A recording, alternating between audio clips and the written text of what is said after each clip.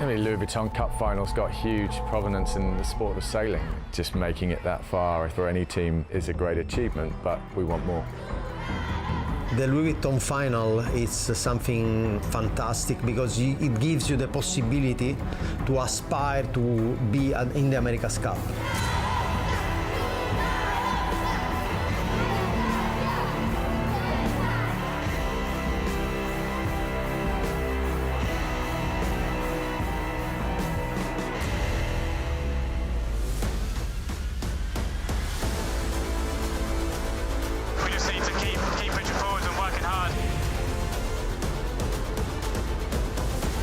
It's the magic of Luna Rossa. I cannot tell you the secret. Catching him on attack, eh? Oh. Let's keep it simple, one and in here. Taking this. Pushing, boys, pushing. Nice work, guys. Solid. Arigato, boys. Bye!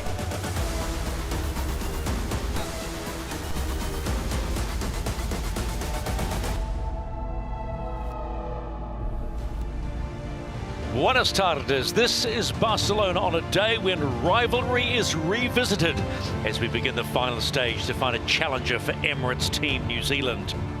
Welcome to the opening day of the Louis Vuitton Cup final between Ineos Britannia and Luna Rossa Prada Pirelli. These two have got history. 4 years ago, they were in the exact same position. It ended with an Italian victory. Each team knows winning here opens the door to the chance of realizing a dream, winning the old mug for the very first time. Today we will have 2 races in the Louis Vuitton Cup final, and if all goes well, teams will have Friday to assess how they went. To add to a bumper day, we also have the final of the UniCredit Youth America's Cup between Italy and the USA.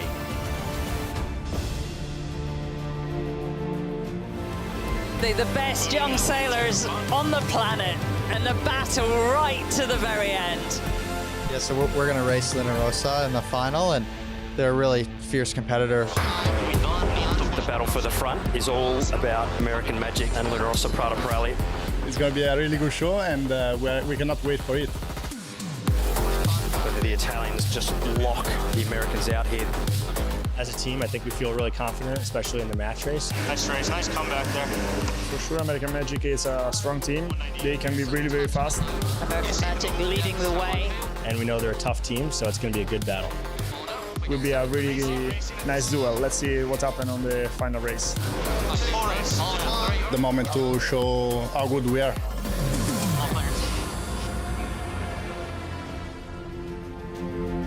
That's coming your way just a little bit later. Now, to win the Louis Vuitton Cup, there are 13 races available. The first boat to win 7 becomes the official challenger for the match to face the defender Emirates Team New Zealand in the Louis Vuitton 37th America's Cup. As the saying goes, to win the America's Cup, first you have to win the Louis Vuitton Cup. And this is the new cup, specially commissioned for this edition of the world's oldest sporting contest. And so the build-up begins. Jim Ratcliffe, Ineos team boss, sail boss, Ben Ainsley, and all the fans. Everything was pretty friendly at the press conference yesterday, you know, but the battle faces soon come on, don't they? And how much pressure there must be on Ineos Britannia to finally try and deliver the America's Cup back to the Yacht Squadron, where it all began back in 1851. And then this Luna Rossa Prada Pirelli. The Italians have been in the America's Cup final 3 times, but they are yet to win. So there's so much going on. Francesco Brini says this is a dream, simply a dream. Every day it's a dream to win. Jimmy Spittle has said, well, it's the fans that give them the extra push on the water. Well, they're going to need a big push today because these boats are so close, and there's so much to look forward to in this finals series. A magical day in Barcelona, and the weather couldn't be better. Barcelona's put on a great day for sailing and for the fans to head to the race villages to soak up the Catalan sun and some high-powered racing, the 75s. The 75s are the main event today, and it's worth checking on their form heading into today's racing. Let's start with the official challenger of record, Stephen Mackay, with Shirley Robertson and Glenn Ashby, Peter Lester on the water. This boat's got better and better as the whole regatta has gone on. Yeah, both boats seem tantalisingly evenly matched, so very much looking forward to today. As you say, they have got better and better. And this is a big day, you know. Great Britain has not been in the America's Cup match since 1958, and this is the closest, this is the best team Great Britain has ever fielded. So a lot at stake. I'll certainly be keeping my eyes peeled for any changes, modifications and upgrades. These boats absolutely going to be pushed to the limits today, and some fantastic weather coming up, so can't wait to see both teams battling it out. And then, of course, there's the coach boat. They'll just be waiting, and we'll be talking to the coach boats as these races go on, just to get the feeling for whether they are sticking to the plan, how that plan unfolds. You are about to see very shortly here on the waters of Barcelona. And then there's Luna Rossa, Prada Pirelli. Let's talk about them, because, man, they know what it's like to win this. Last time out in Auckland was 7-1. But Jimmy Spittle at the press conference yesterday, it is so much closer. The generation of boats has squeezed everything right up. It's way closer, and a lot of it coming down to just pure sailing skills and execution on the day. Both boats have been in the shed for over a week, and it's going to be interesting just to see, you know, what profile they have when they come out for this big match. Yeah, I can expect to see some, new sails, possibly some modifications to foils, possibly even some aero detailing as well. So from a design perspective, really exciting to see what advantages possibly one boat has over the other. The intrigue of the America's Cup, what's been going on while we've been all wondering how it will unfold. Who knows, because this one is going to be incredibly tight. Well, the stage is set with one of the most dramatic backdrops Cup fans could hope for. The racetrack right off the beach in the beating heart of this iconic city. And for this opening exchange, Barcelona has really delivered. It is stellar conditions for the opening rounds of this clash of the AC Titans. It's a glorious 16 to 22 knots from the southwest, and adding to the spectacle, a substantial seaway. A real opportunity for the teams and us to see just what they've got. For this America's Cup, we can also show you the real-time wind across the racecourse with the brilliance that is Capgemini's Windsight IQ, a laser radar systems that are tracking the microscopic movements in the air. We then push that data through the AC75 performance simulation, and we can predict the likely winning track. And right now, the Ghost boat is saying tack at the boundary for pressure and get right for the shift. So it's time to go racing. Luna Rossa, Prada Pirelli, Ineos Britannia. Representing a nation that has never won the America's Cup, this team has invested heavily in trying, and they know that this time they have a package that could go all the way. On the wheels, Jimmy Spittle and Francesco Bruni fully in sync, confident, with a clinical composure whatever comes their way, and keeping the boat fast and smooth through the maneuvers is the reliable duo of Molinari's and Tise, and on the pumps, providing all the oil they need for this head-to-head is Voltolini, Rossetti, Gabea and Liuzzi. The British team of Ineos Britannia are official challenger of record for the 37th America's Cup. They are sailing well and have been on a constant development curve. Driving the boat is Ben Ainsley and Dylan Fletcher, and controlling the flight is Bledden Mon and Lee McMillan. With plenty of push on the pedals, the Cyclor team for today's first race is Rossiter, Carr, Gottrell and Cornish. So the teams are lined up and the helmsmen are ready to go at the top. Luna Rossa, Prada Pirelli, the most experienced co-helming team. They created it at the last America's Cup. And it's the wise old dog of Ben Ainsley was the new kid that's really showing his talent in Dylan Fletcher. Those are the men steering these magnificent AC75s. Well, let's have another look at the Ghost boat. I mean, it's suggesting left-hand side into the boundary, but then right-hand to get the maximum shift at the top end. And that has been the trend for the whole day. Just under 4.5 minutes to go. Let's go onto the water. Peter Lester in chase 0. Conditions from where you sit, mate. Top end, absolutely top end. We're about 2/3 of the way up the windward beat, out to the left, and it just is glorious. Looks pretty steady over the course, and I think that right-hand approach at the top is probably a bit of a geographic shift that wraps around the port and a bit of high ground over there on that right-hand side. But this will be absolutely gripping. It will be race 1 in the Louis Vuitton Cup final. It's an 8-legger as well. 8 legs, not 6. So we are in for some thrilling racing. 2 of them today. And we'll just keep a close eye on what changes we may see. We'll get clearance for a full race from race management about the 3-minute mark. And then we are a go. A reminder that coming in on port will be Luna Rossa and Ineos Britannia coming in on starboard. What's the going to be tacking, look at the sea, upwind, and then massive sea. You don't want to do any extra manoeuvres, really keep it simple and clean, limit the risk. Yeah, both boats on J5s almost look like J8s compared to what we've seen previously, but expect to see some really top-end performance coming up. This is the race committee. We have met the wind limit and this race is on. That's all fans and sailors want to hear. We are good for a go in the opening race of the Louis Vuitton Cup final. You need to win 7 if you want to be the official challenger in the match starting October 12 here in Barcelona. 5 to kill. Stay here, killing. Nice. This is such a big day. We've not seen these massive machines in this kind of wind. Here we go. Mother Nature providing a huge amount of horsepower and thrust here, so all the teams having to be absolutely full concentration. Very easily to be early for the entry. 2 minutes and 10, Luna Rossa allowed in. Almost felt like they put the brakes on a bit just coming into there.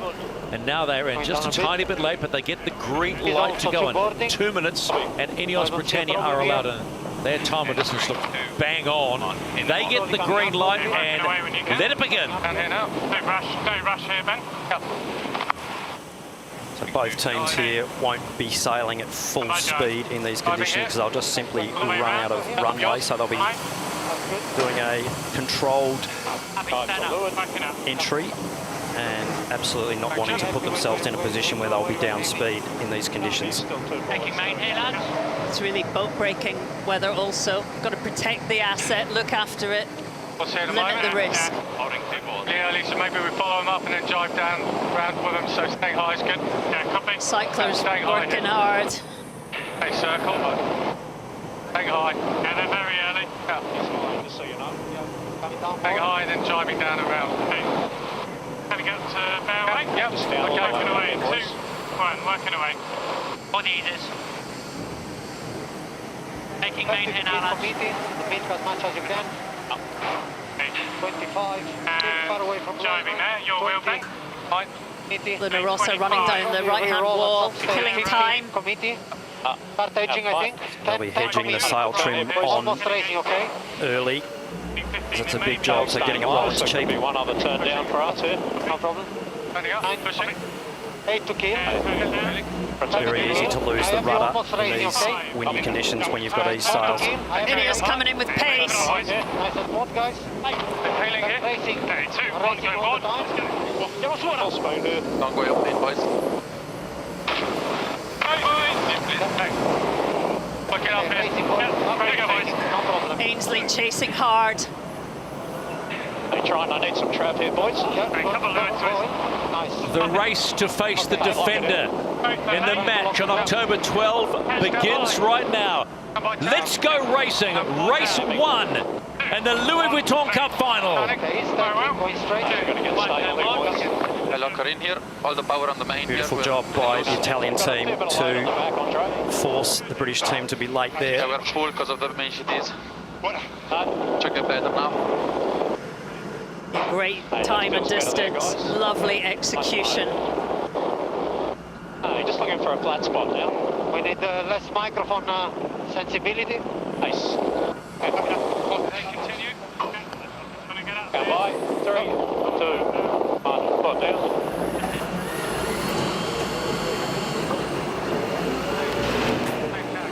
On to chase 0, all very gentlemanly that start, Peter. Just continue. Okay. Can get 2 and Luna Rossa were dominant there.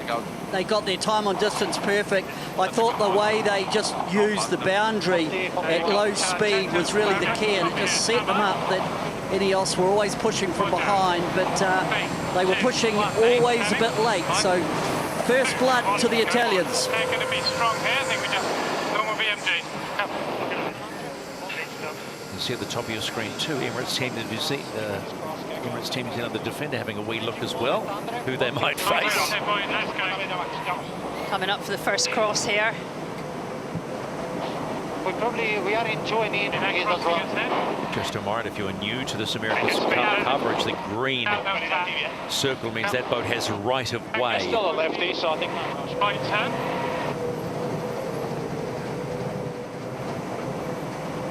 They are going to struggle to get one in the left, but I think they'll make it with a high mode. Both teams in these strong conditions 35 seconds too late. actually sailing with slight leeward heel. Cant really wide with a really low centre of effort on the sail plan.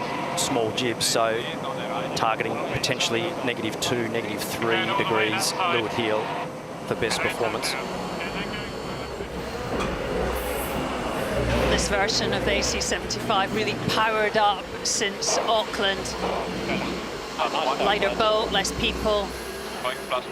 It's really impressive to see them sailing in these conditions so well. That's right, yeah. So Ineos Britannia possibly not quite to ley line on this exchange. There'll be a speed build from there.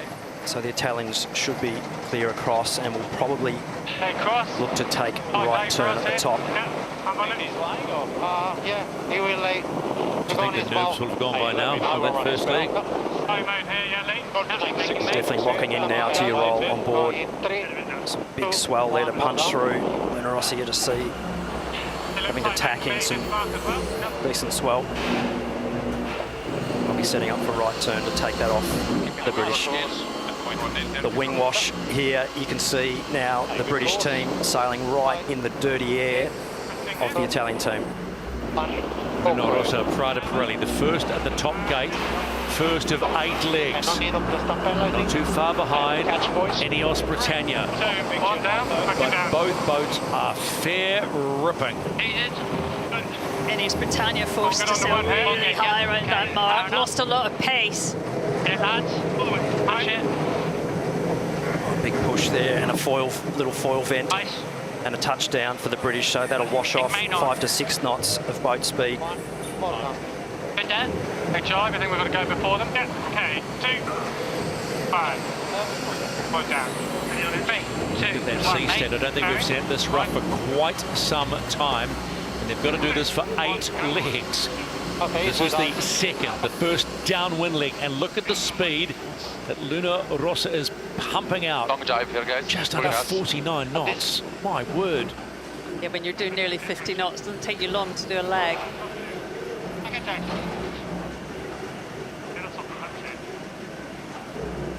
Ineos would have liked to have got that jibe in before Luna Rossa, but Luna Rossa preempted that, and that was a little bit of, again, another small defining point for Luna Rossa to get on starboard, and they do this long starboard now. So Ineos have just missed 2 tricks, a little bit late off the line. They didn't jump Luna Rossa on leg 2, so it's all the Italians at the moment.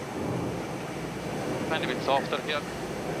Top speed in the Bearaway, around 51 knots of boat speed for the Italians, and both teams now sailing a slightly lower mode to keep their boats well under their max cavitation speed. So their foils will be hitting that cavitation wall, and they'll be just converting that speed into depth. So they'll be sailing around 150 to 154 true wind angle, really sailing straight down the course in these big breeze conditions. 5 seconds. This is the race committee. We are moving the windward gate, shifting the course axis to 208.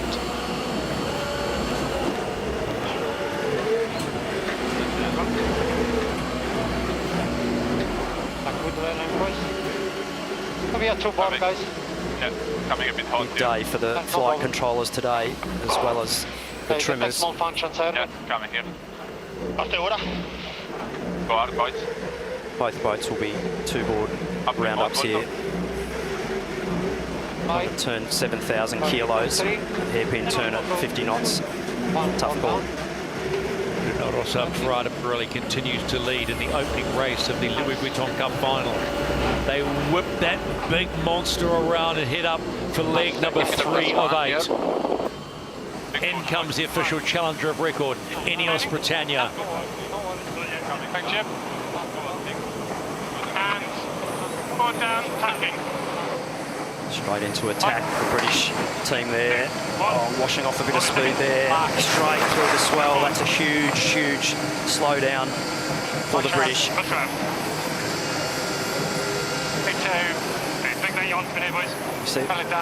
can see the difference in boat speed there. The Italians happy with the performance thus far of their fellow countrymen. The British team on the back foot in these early stages. I think the sea stays slightly less on the right-hand side, just nearer the shoreline.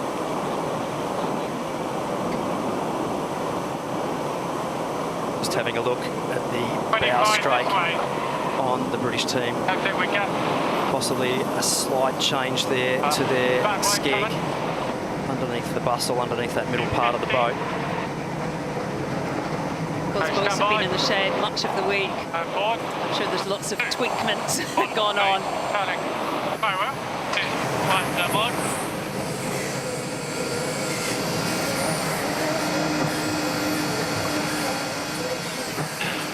Really tricky to execute the manoeuvres well when you go through a couple of big swells, and you see the British team there just punching through a couple of big swells. Looks easier on port, a bit smoother. Attack on us. We're clear on now and we can't get out. Through the semi-finals, it was perceived that Ineos had an advantage in this amount of breeze, or a little bit lighter in fact, but it looks like the Italians have moded their boat closer to Ineos, and I think that is a tweak that they have done during the week in the shed.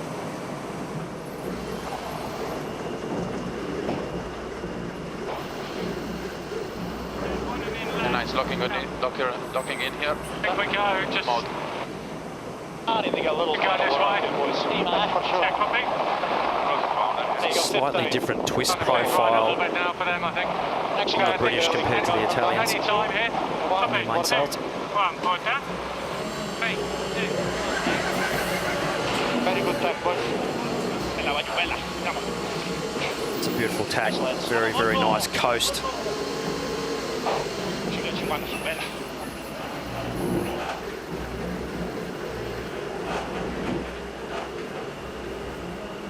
How important, Glenn, is the time between each phase of the Cup? I mean, what realistically could they achieve? A little developments all the time, so new sails and foil upgrades is what we'll be seeing.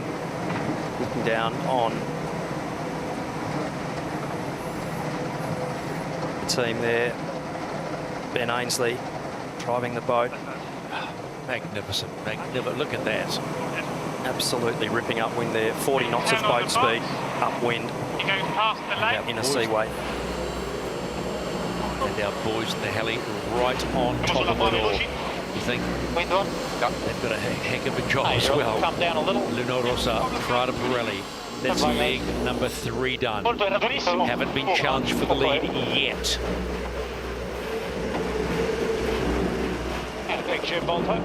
52 knot bear away, 97 kilometres an hour in big waves, so Luno Rossa having to consolidate. Ineos Britannia, they will now complete 3 legs of 8.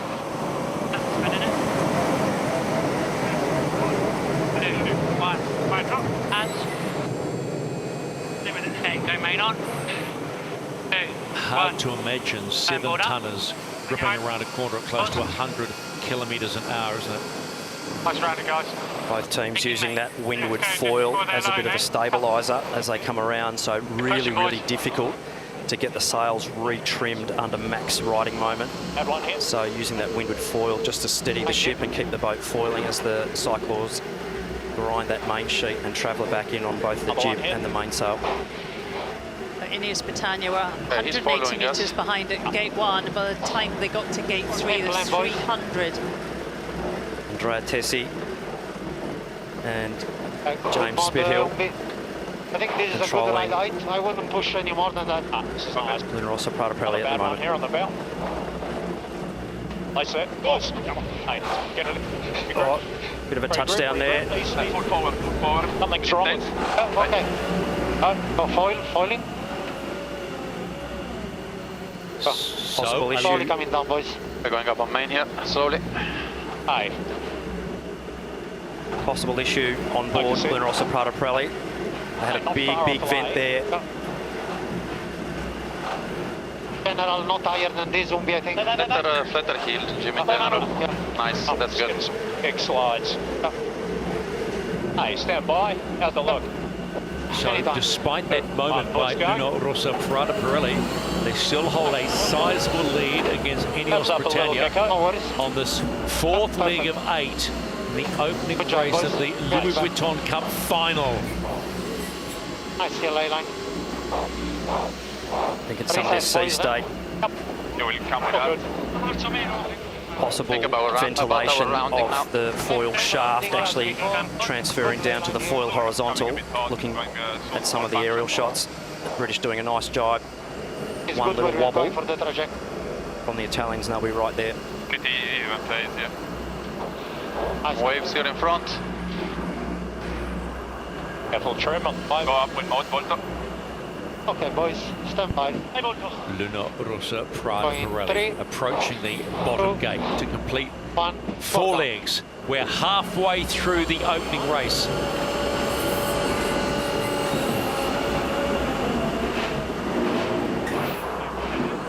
Keep going. Nice, boys. That's when you know they're happy, when you hear Francesco Bruni use his standard line. Nice, boys. In comes Ineos Britannia. Still work to do. They've still got 4 legs to have a go.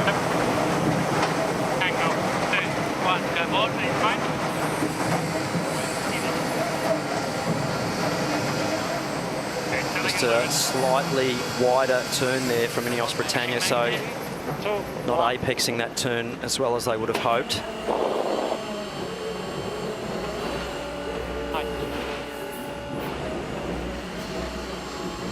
Let's go on board the chase boat of Luna Rossa Prada Pirelli. Have a quick chat to Philippe Presti, one of the coaches. Philippe, a magnificent start to the opening race, and the Silver Bullet looks quicker. Yeah, we've got a good pace up and down, but as you see, the waves are really steep, and it's very easy to get in trouble. And yeah, basically these boats are not 100% designed for these conditions. You know, you pick your design average for Barcelona weather, which is something like between 8 and 12. But when there's 20, you have to sail around the track with that. So, you know, hats off for these boys that are doing great with this amazing machine. We hit something like a 55 or on the practice, so it's going quick. Philippe, how tricky are the waves? We saw Luna Rossa have a bit of the moment. Is that sea state induced? Is that the issue? Yeah, exactly. The sea states increase with the breeze, and there's very long fetch on this direction, and more waves on the left side looking upwind. And these boats, basically the foiling boats, you have either the foil in the water or the belly touching, and at one stage, if the wave are bigger than that space, you're nowhere else to go, and so yeah, halfway. Yep, halfway. Thanks for your time as always, Philippe. Like a transition in front. It was a very good description. A fantastic description. Yeah. Happy with +1. He's tacked the load. Nice. This is probably the most consistent one the has been over the last 3 or 4 days, with the weather, the what do you think, Unicredit Youth America's Cup regatta has been blessed with magnificent weather in the last 48 hours. Mark him in. Bruno. Okay, going on. Less tack. I don't see him on the software, so... She might not be able to get there. He's real close to Lang. Getting one here. One in boys. Yeah. Going in 3. So Luna Rossa, Prada Pirelli, knowing exactly where their opponents are on the racetrack and knowing whether they will be laying or not. So they're playing a game of water chess with their opponent, knowing that they will be too short to take that left turn, so they'll take the gate off them to control the race. Stay no lower if you can. Okay, nice. One thing the TV does not show is how much those crew on board these boats are getting flicked around in the cockpits. Looks stable from where the pictures we're watching, but I can guarantee you you're getting ragdolled around those cockpits in these waves. Luna Rossa, Prada Pirelli continues to lead in the opening race of the Louis Vuitton Cup. Luna Rossa fans know that they've got a fast boat. They've still got 3 legs to go. Nice up. They try and lock it in here. The British having to do another manoeuvre here. They're not laying that left turn, so they'll be tacking and splitting right turn. Ineos Britannia, final tack to complete 5 legs. And they have done nothing wrong. They have just sailed their boat. It is quite amazing. It's been good defending by the Italians, great positioning. Always forcing Ineos Britannia to sit in dirt or to understand the ley line, and 20, 30 meters here and there, they all add up.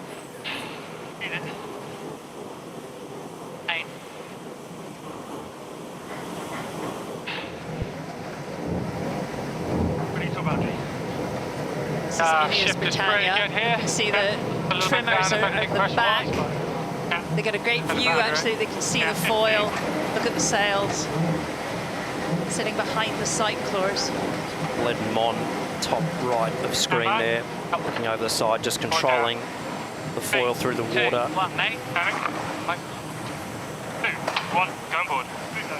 Handing over to Lee McMillan. Dylan Fletcher now. Tactician Ben Ainsley taking over on the starboard side of the yacht driving. The drivers now have so many roles. Not just about steering the boat, you only do it half the time. Strategist, tactician, so they're going to set up for that. They're obviously liking that left turn to the bottom, pretty even. A little more increase in 3. This is the race committee. We are moving the windward gate, lengthening the course to 1.9 nautical miles. But good model, definitely better than before. Both teams opting for a slightly more bow trim in these wavy conditions, so no more trim, just be careful here. Trying to keep their foil flaps a little more raised at the back for cavitation purposes. So the more flap up you can be at the back, the better you are for cavitation. Getting close. And 2. 1. Boards down. You can see there the bottom of the bustle is in the tops of the waves. No problem.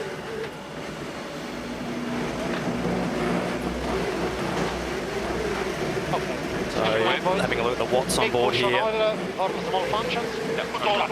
Big push, 2,000 watts there.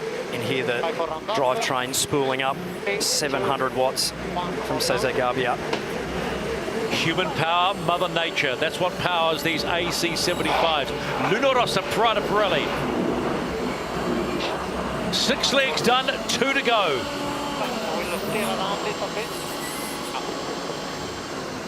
Same plan, boys, all the way.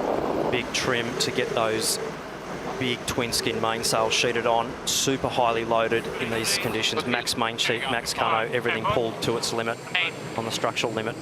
Ineos Britannia seemingly powerless to try and drag in Luna Rossa, Prada Pirelli.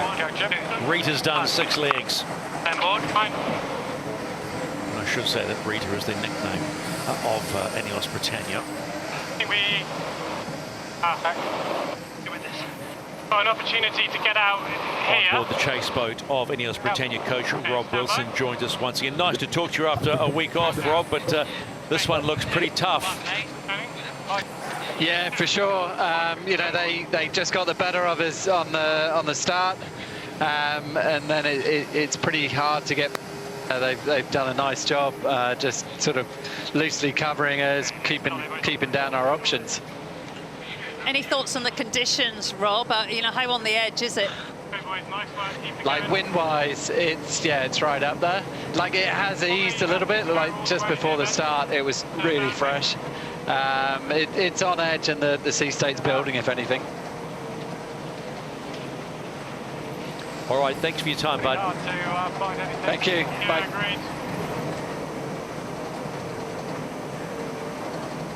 Last time the boats came round the top mark, I just got a bit of a glimpse of Luna Ross's foil arm, and to me it looks different. And my conclusion is maybe the anvil or the fairing that sits on the arm before you go down into the wing, it just looks a little bit smaller to me, and there's calibration marks also on that foil. I think they have also done a mod.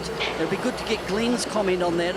I'm only going off a little screen here, but it does look different to me. Tiny bit delayed, but all good, boys. Just on board No worries. with Luna Rossa Prada Pirelli, and I'm very keen to have a look there as well, Pete. But a fantastic job by Luna Rossa Prada Pirelli at the moment. Francesco Bruni there on the helm. Rico Voltolini behind, powering. I think same plan. Yep. About 110 kilometres an hour of wind speed over the deck there when you're doing about 40 knots going upwind into 20 knots of breeze. So having a look at Luna Rossa foil going through the water there, and that is absolutely a little bit of a puff coming. ripping those wave caps to pieces.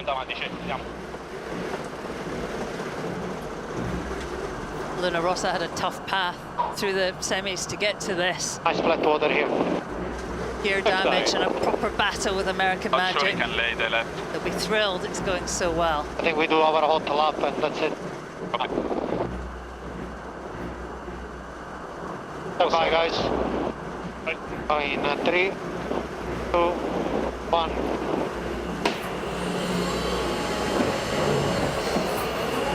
Fantastic audio inside the actual boat of Luna Rossa Prada Pirelli there, the FCS system or the foil cant system, a one design component for all yachts, so you can hear the valves and the pumps working there, the accumulator filling up. That's a new microphone. We've not had that before. Where is that? That is the inner workings of the beast. James Spithill looking to get a nice smooth turn in here to take a left turn at the top. Okay, and smooth as what Luna Rossa have been. A couple of wobbles, but apart from that, they have not relinquished the lead since the beginning of this race. They are on the homeward leg to try and bank the first of 7 potential points. Remember, 7 wins gets you in the match. Okay. Nice conservative bear away, but still a little skid there on that rudder.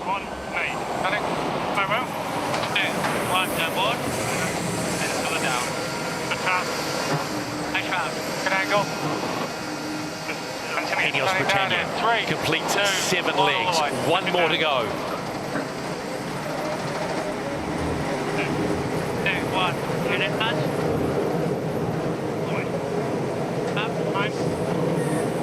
Big cavitation there on the British foils as they punch through the power zone, absolute max speed. Big main on now.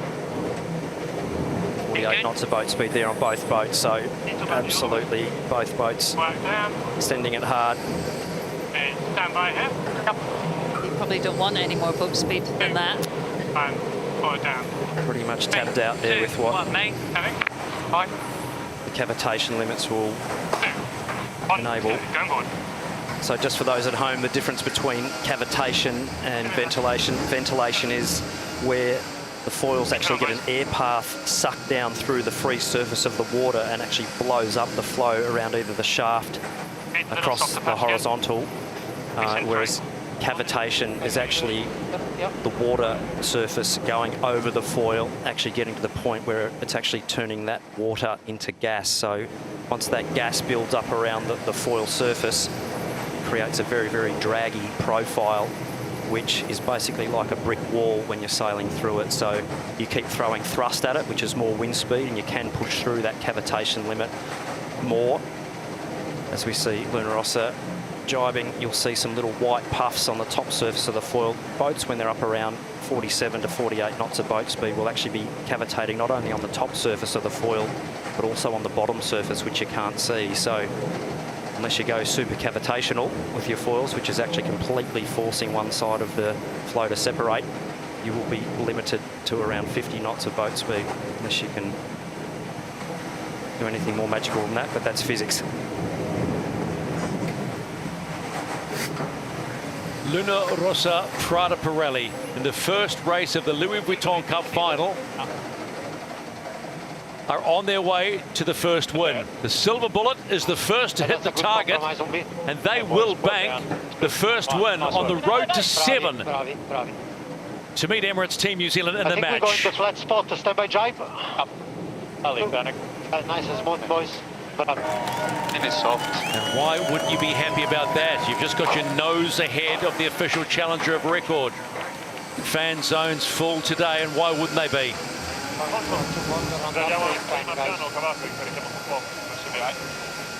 Stay nice and easy. And in comes Ineos Britannia. Basically couldn't do anything.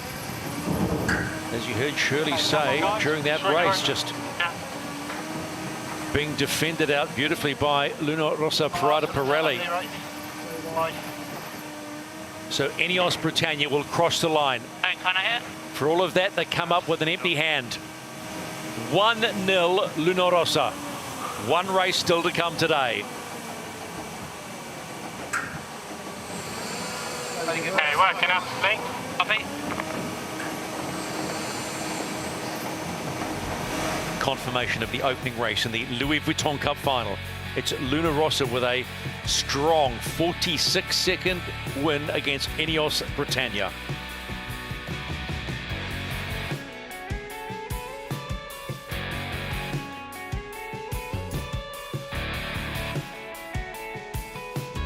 Glorious day here.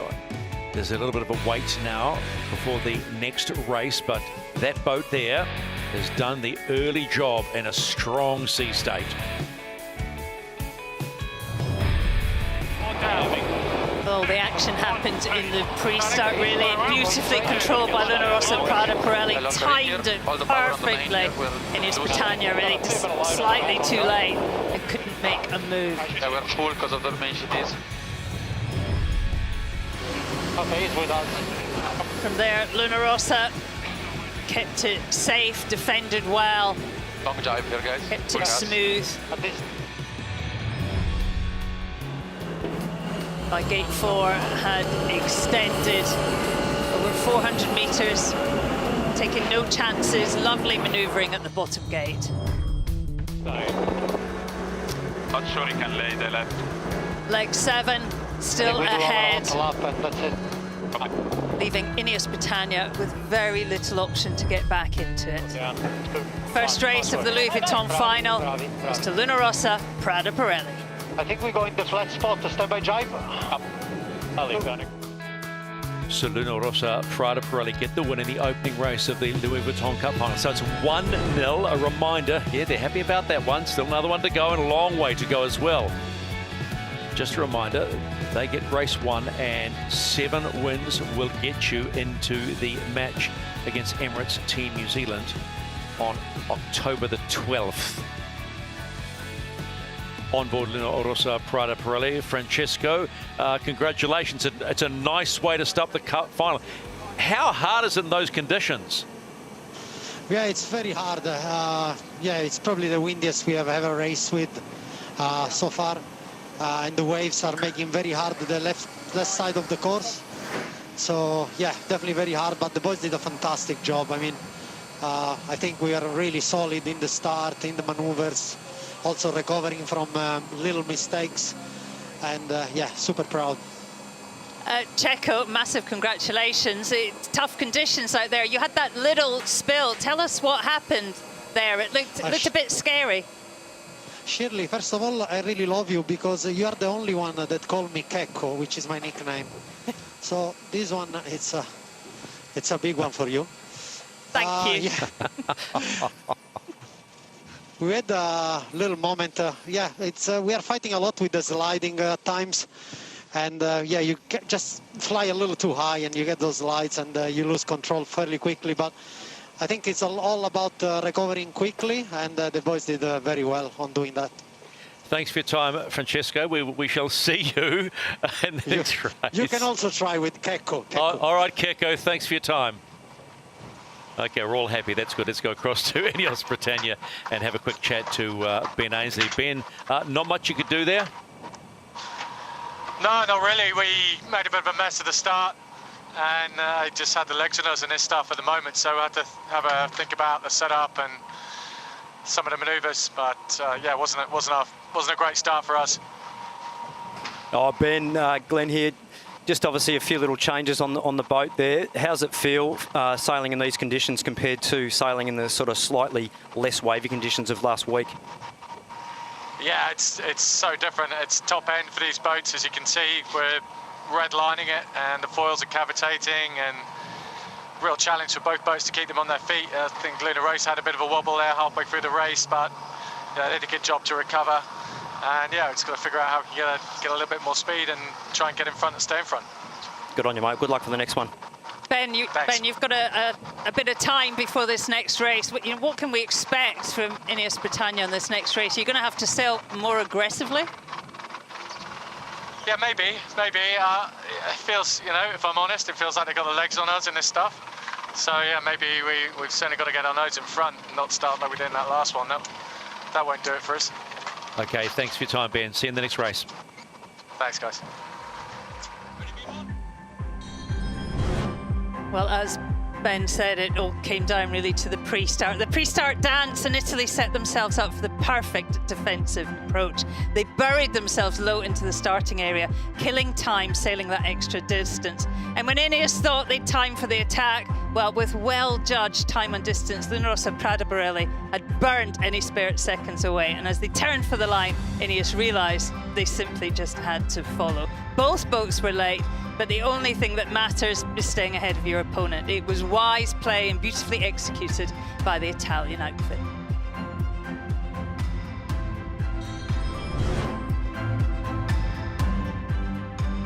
Just having a look at some of the stats here, and Ineos sailing about 400 metres less, and while that sounds positive, looking at some of the numbers here, I think that's because they were consistently inside the ley lines coming into the marks. That means you are slowing down to squeeze up or down to get to the marks, and it shows the average speed are not less for the British. The good news is that's something that they can fix for the races going forward, so looking forward to this next battle in a very short time from now.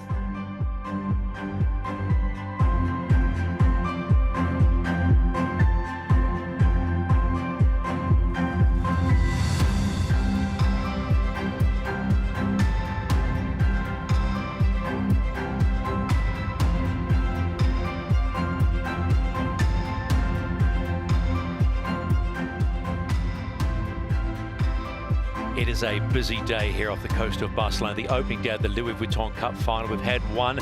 Number 2 coming up at 3:49 local. In the meantime, we're going to take you back to what a magnificent day. The UniCredit Youth America's Cup final, a replay, and this is what they're chasing.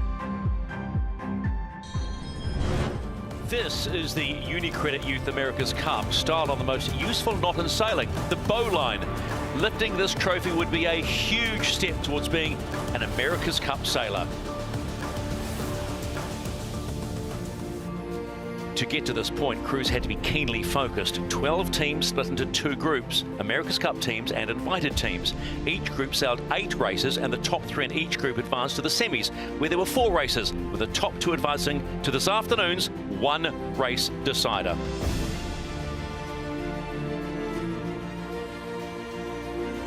You can just imagine the excitement by these young sailors heading out for what could be quite a life-changing moment if one of these teams wins, right? Because we've talked about it already. This is the next step towards being an AC-75 sailor.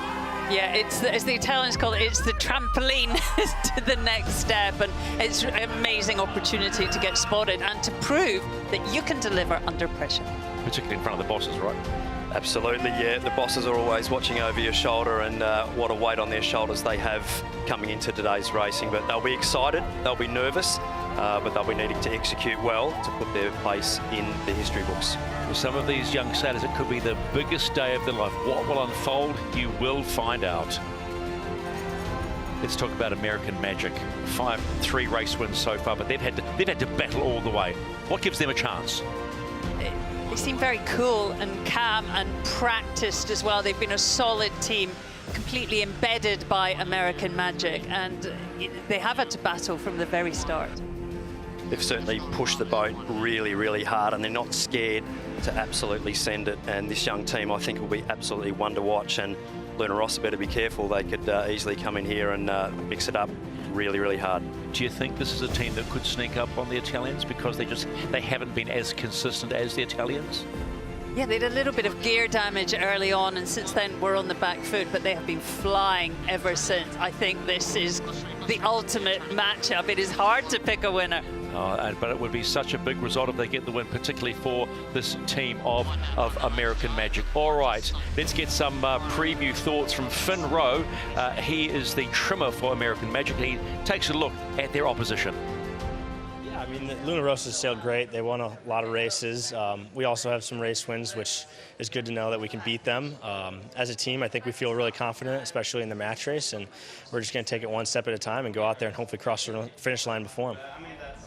Well, the Luna Rossa Prada Pirelli team might have different thoughts to that, because they'll want to cross the finish line before them. They've had 6 race wins in this whole series so far, and as we have said before, it's like a junior 75 team when you listen to them on the comms.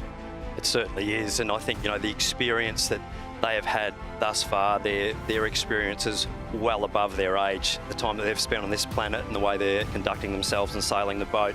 It's like old heads on young shoulders, but they're doing a great job, and going to be really interesting to see what plays out here. We've already seen Marco Gradoni in a final of an AC40 event in Jeddah. He didn't win there, but I'm sure he learned a lot of lessons. I tell you what, Marco Gradoni in every post-match interview is very, very focused. Doesn't give us much, but you know there's only one thing on his mind. He wants to win this race today. Why don't we get some thoughts from Luna Rossa Prada Pirelli, their starboard trimmer Federico Colonnino. He's very confident. Well, it's amazing because we have been training a lot, and we had all the support of the whole team, short team, all the guys. They have been around us all these months, all this summer, so we are very happy, very proud, and we hope they are proud as well. Smiles all around. You know, this team here, Luna Rossa Prada Pirelli, has certainly set the benchmark for this whole competition. Cool, calm, under pressure, and they are 1 win away from the UniCredit Youth America's Cup trophy.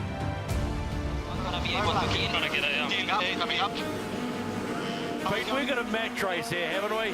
Close cross coming up, Shirley. Oh, this is going to go right to the end. He might be 19 years old, but he is completely unfazed. Yeah, having the possibility to sail in Jeddah was amazing because we went into the final and we were racing at our best. Unfortunately, we didn't have a good start. And I'm still thinking that if we had a good start, it would have been another end of the story, but I mean, they were fast, we were fast, and we were enjoying it all. AC40 is one design boat, so it's the same for everybody. And what makes us working really hard is that we can't do anything on the boat. We just have to prepare ourselves, our skill, our way to sail the boat, our coordination. Boats nowadays are, you know, super special. There's not many places where you can sail these boats, and especially to have a chance for the youth and the women to step on board, and for the teams to see what skills we can bring. Yeah, I think we're also super lucky because think it's one of the first cups where the youth team is really kind of involved with the cup team. And I guess this is the highest level. But being here at the base, being able to talk to Jimmy and any of the coaches, Jacopo and those guys, you always take a little bit of knowledge from them. I've sailed hundreds of days with them in these 3 years. And I also had the opportunity to sail the 75 for a lot. Every day you're on the water, you learn something. And learning from probably the best, some of the best of the world is just really helpful for a young guy like me. But now I am having my theories and my way to do the things. I really thank all the experience they give, and now I want to do my best.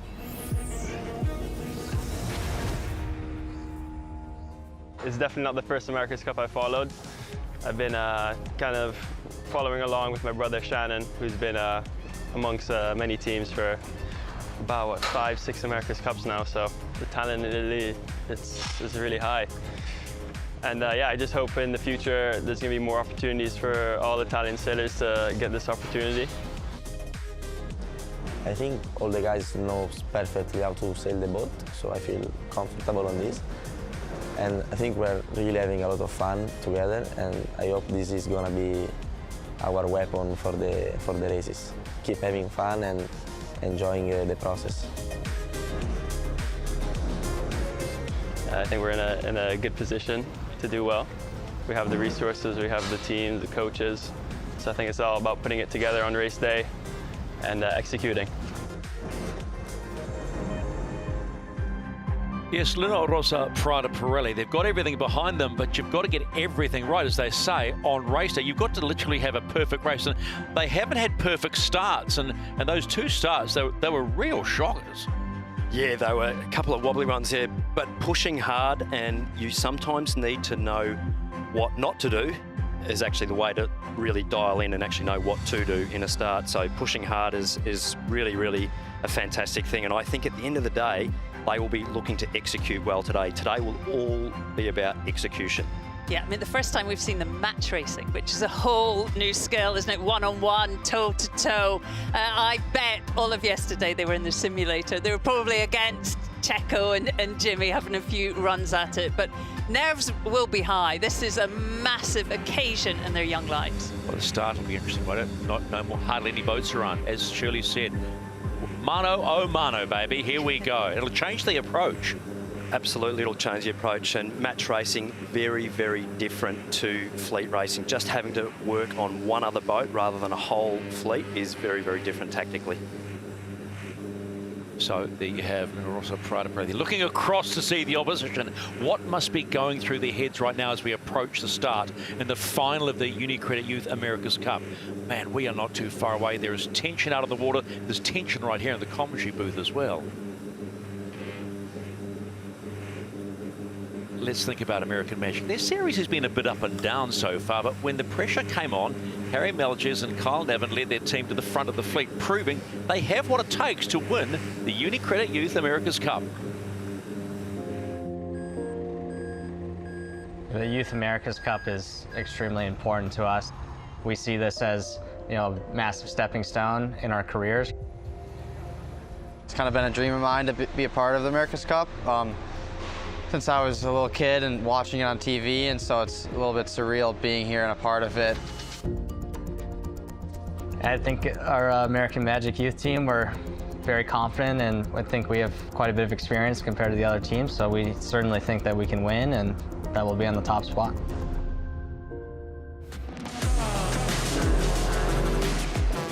I think the Youth America's Cup is going to be extremely competitive.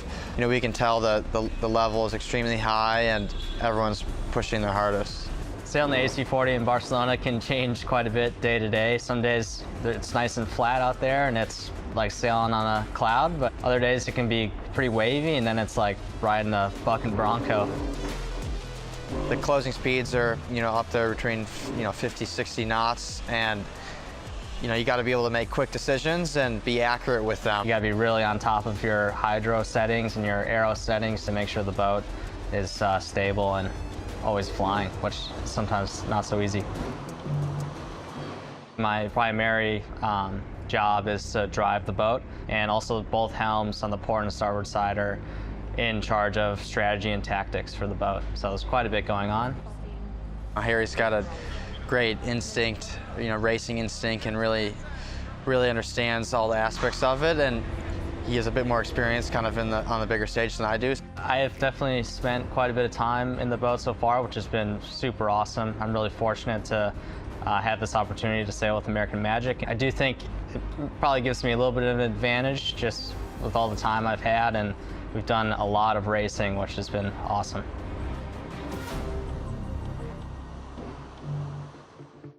Finn Rowe is the trimmer on my side, sitting behind me, and so we sail together on a ton of different boats. Finn and myself have sailed with each other basically our whole lives. We did a 49er campaign together, so we work together really well, and he's also very talented.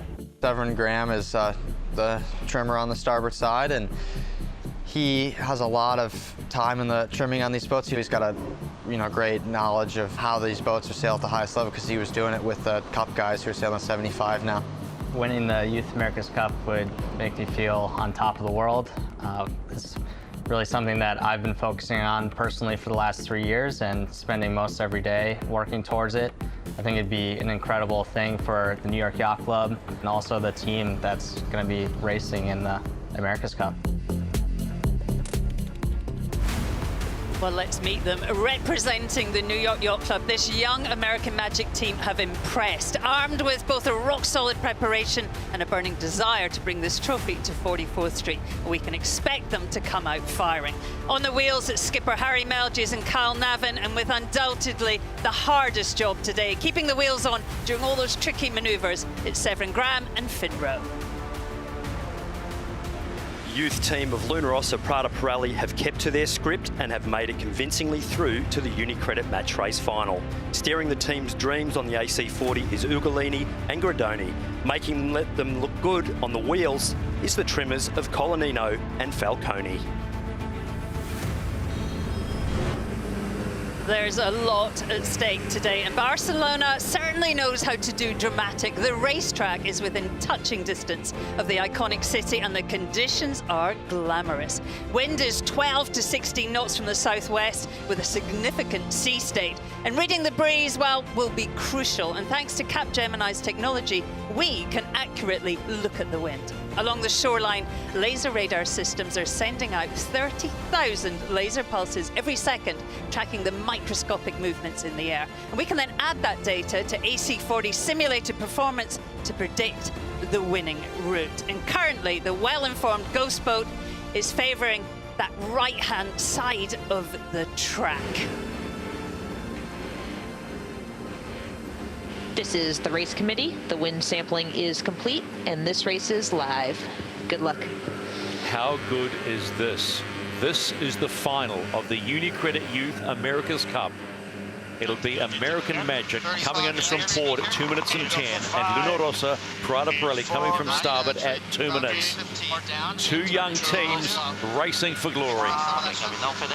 Just look at the conditions. We have not seen a day as glamorous as this. It's really top end, and the size of the waves really adding to the nerves in every manoeuvre.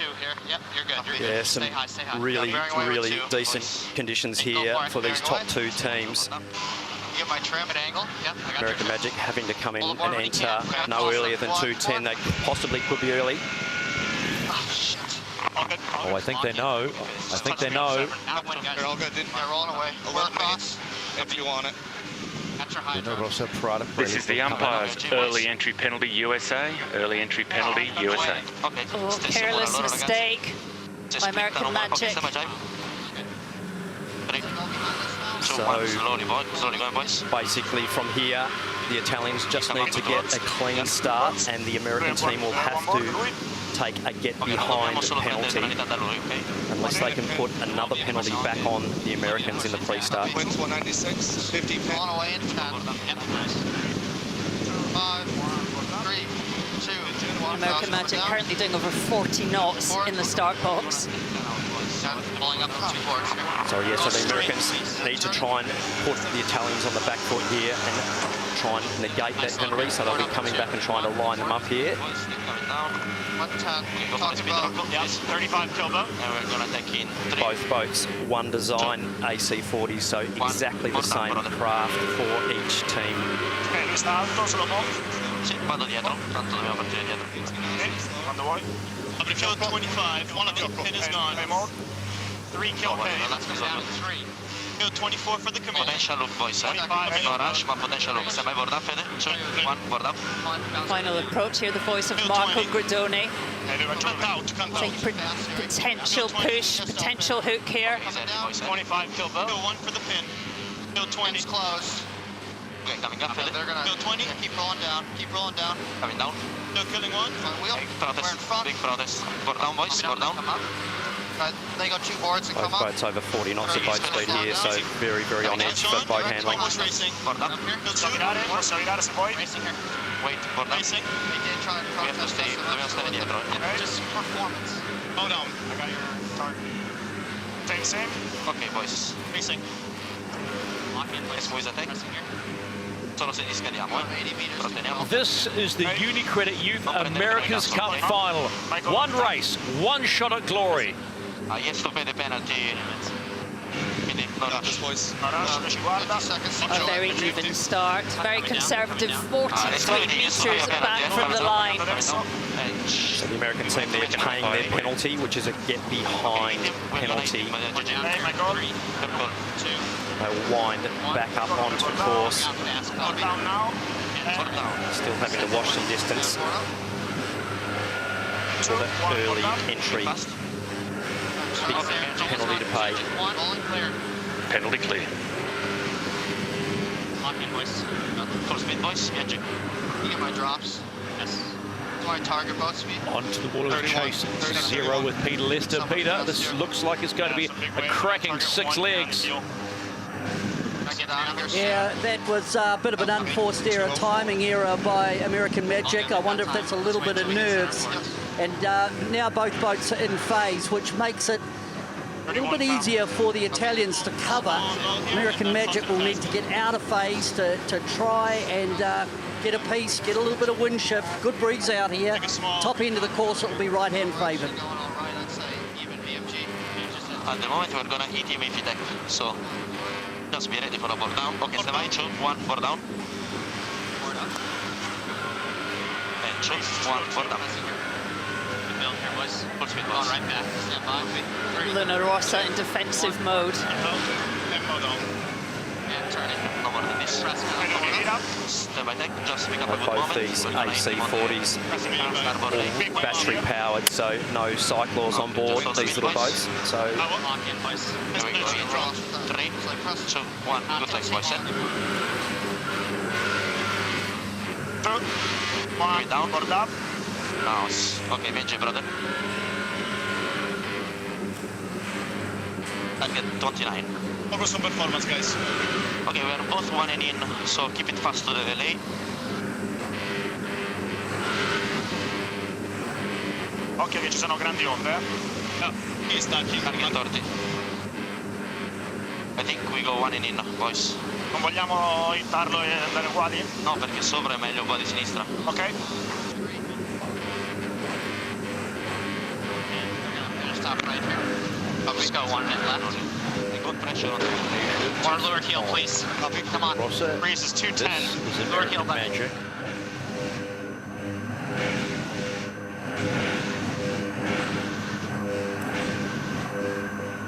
Okay, we'll have a good split here. 208, 207, 206. Marks are even. American Magic split to the left-hand side. 1 and wider. 1 wider. Copy 63. A lot of risk in manoeuvres today, and surely one of the options is to just keep it tight, keep manoeuvring. Could be Dino at the top. Thank you, Dino. Copy. 3, 2, 1. Port down. And turning. A little lighter here. Forward. Copy. American Magic close the distance a little bit. They're fast when they're on their own. Copy. Trying to build. We're not making it here. So as you can see, the green circle around the Rossa says they have right of way, and the red circle says American Magic have. Look at this, it's a fine first leg by both teams, but despite the the penalty incurred by American Magic. So it's Luna Rossa Prada Pirelli that completes the first leg of 6 ahead of American Magic. I think he's following us. So not you can raise. One final tack to complete that first leg, and now they are the chaser. Because in these conditions, oh no, no! It's a big touchdown there by the American team. They got more down and jibe. That's going to be a big deficit for them to make up. Go lower. Just the extra manoeuvre, Shirley, costing them at the top, and then a big touchdown. So, as we've seen though, any little wobble and positions can change quickly. Turning. A little slow here. A little slow. 1, forward. 1. How's it going down? Just having a look at USA splashdown.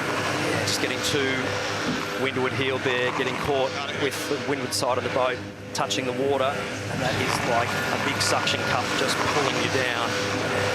And that is a big, big slowdown. Big pump of the brakes there for the American team. They'll be disappointed with that rounding.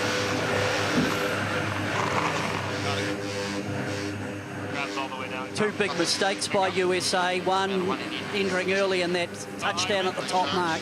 So costly.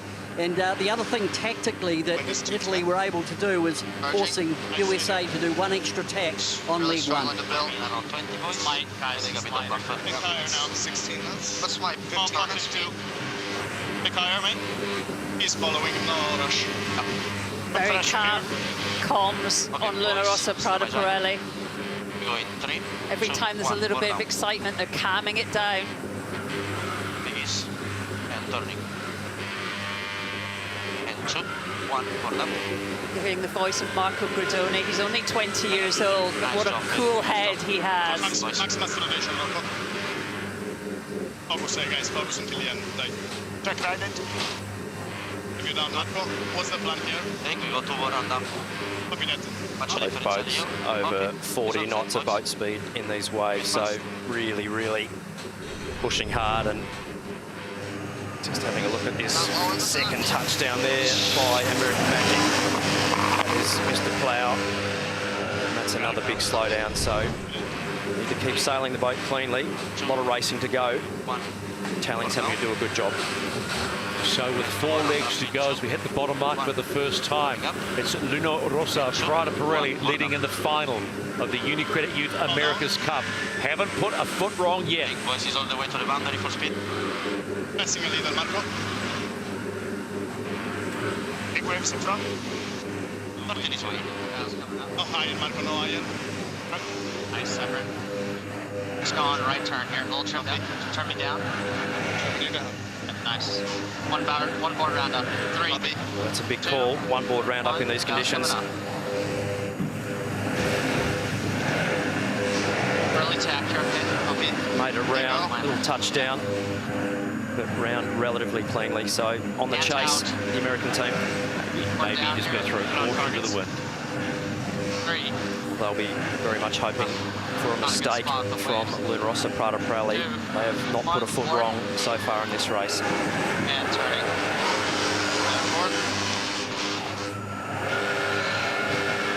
Quite quiet on American Magic. The only voice we're hearing is Harry, the skipper. Can't at 63. Keep the boat on. Winds at 201. Got to keep the game Kyle tight. Mavin They're one mistake steering away. the boat. Finn Rowe knots. trimming behind him. How's the balance now? Good. Big wave here. The Americans looking on attack mode, but the conditions are pretty steady. It's probably the most steady day I've seen out here. It's out of about 210, 16 knots, but it's relatively steady. We're not seeing those big wind shifts and the effect of the landmass over above the port of Barcelona. So as long as the Italians can be really steady, they're heading to the right corner to lay up for the top mark. 2, 1, port. And turning.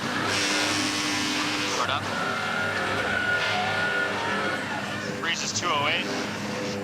Can't 62. Come up here. So both these AC40 class yachts having an autopilot for the flight control, so an ultrasonic sensor and an IMU measuring unit actually flying the boat. Trim team having to dictate the ride height and the trim, but not actually physically flying the boat like the bigger AC75 class yachts. That onboard shot was of driver Marco Gradoni and Federico Colanino.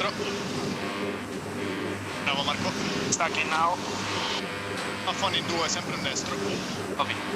So the two positions in the aft or the back of the yacht actually doing the sail trimming, so they actually have probably arguably the most important job on the boat to keep the boat really stable in heel, and they're really the throttle men on board, so controlling the power and how those sails are trimmed, absolutely critical for the boat's performance.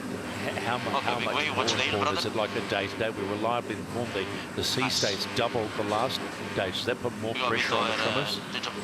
Absolutely. The more wavy it is, the more difficult the aero trim roll is, and really, really important. And Luna Rossa Prada Pirelli doing a brilliant job of keeping that AC40 locked in. 2, 1, board up. And down. Luna Rossa Prada Pirelli about to complete the third leg. They are almost halfway through this UniCredit Youth America's Cup final and are doing what they have done for the majority of this regatta. Sailed smoothly and just done the job every time they've got out there. That's a beautiful mark rounding there. 46 knots of boat speed. Or more on a 40-footer. Has been a master class of manoeuvres. Little spill, but well recovered from Luna Rossa. Touch and go, nicely controlled. American Magic now complete 3 legs. They're halfway home. They would like to be a lot closer to Luna Rossa Prada Pirelli. And they will rue that start when they entered the start box. Maybe 1 second. What's my main there? Too early. 1 second. To the far boundary. 3 under me. Yeah, as Peter said, a little bit of nerves. Was trying too hard. Copy, stand by. 4 down here. After this wave, we'll take here 3. This is the race committee. We are moving the windward gate, shifting the course axis to 215.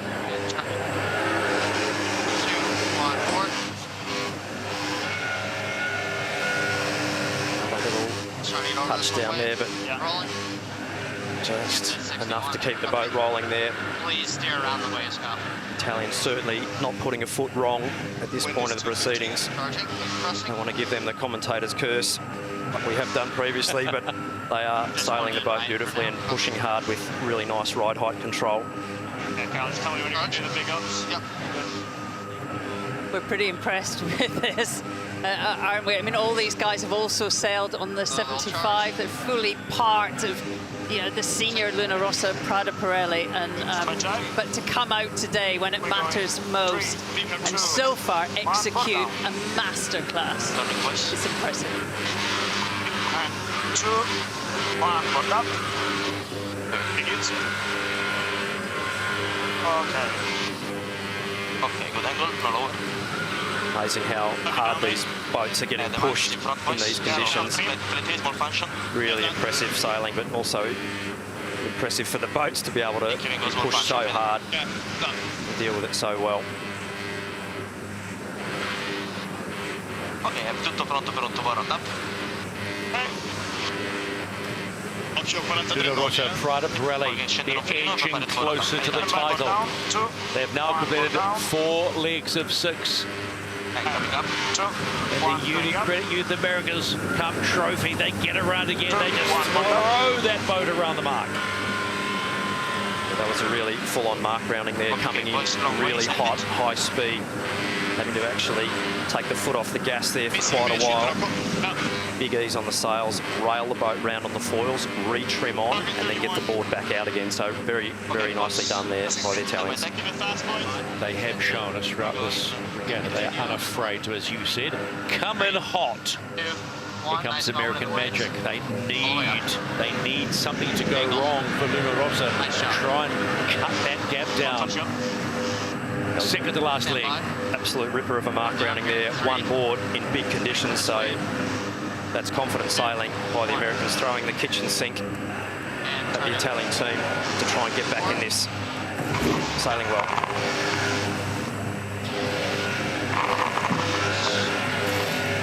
Touchdown there out of that tack.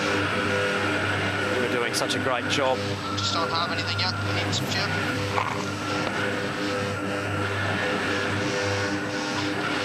Really barefooted. Such a beautiful mark grounding, and then a little wobble out of that tack, so the distance will eke back out to that 400-metre mark. They definitely made some good gains there on that mark grounding, the Americans, but little wobbly tack. Throw it all the way. Backloaded.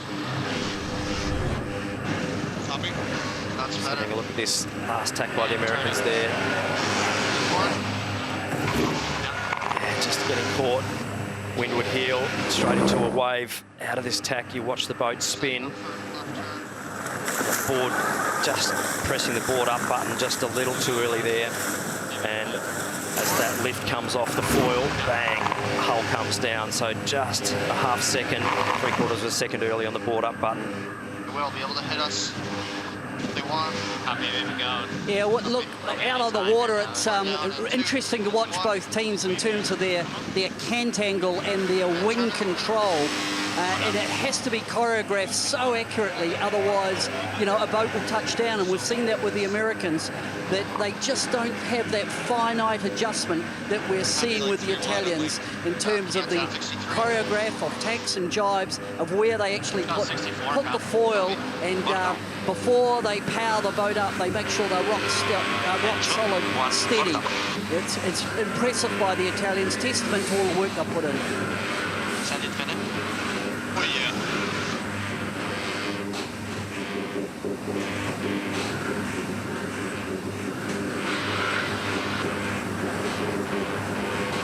Okay, that's my speed, Philip. Good in. Four crew really feeling the boat through their backsides. Really helps with your trim and steering. Of course, of course. Have fun in due. It's waves on the right, so it's a good strategy. Big puff here. Have fun now, Chip. What a great shot over 30 knots of wind. These flying machines. It's fantastic. 3, 2, 1, board down. And turning. 2, 1, board up. Okay, good course. No higher for me. Beautiful tack by the Rossa Prato-Pirelli. Both teams feeling about 75 to 80 kilometres an hour of airflow over their faces as they head upwind. Luna Rossa, Prato-Pirelli, they've got one more leg to complete. One more leg to be crowned champions. It's been clean for 5 legs. All they need is one more.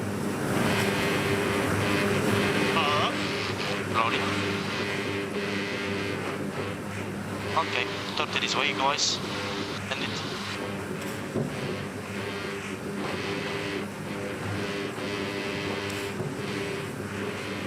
Pushing a bit around. 20 this way, boys. Just pick up a good moment. There we go. 15, happy 64, Kyle.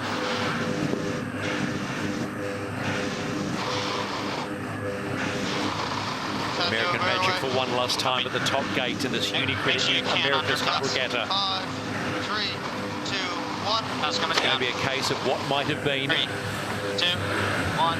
their final downwind leg. 61. Yeah. And by. On targets. Boundary at 20. Take. Little take. Back out far. here in 3, 2, 1. And turning. 2, 1, 4. Got it.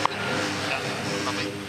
Driving around the waves. Big one coming here. One more manoeuvre needed for the Italians, so they're heading down on the final leg. Absolutely ripping there. You see that leeward foil just blowing the water surface apart there. 44 knots of boat speed on a 40-footer, like a rally car. The harder it's gone, the better they have performed.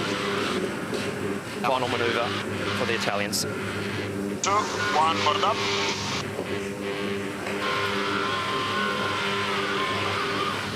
Okay, boys, full speed to the end. Bow up. Guardate le onde, guardate le onde. Bow up.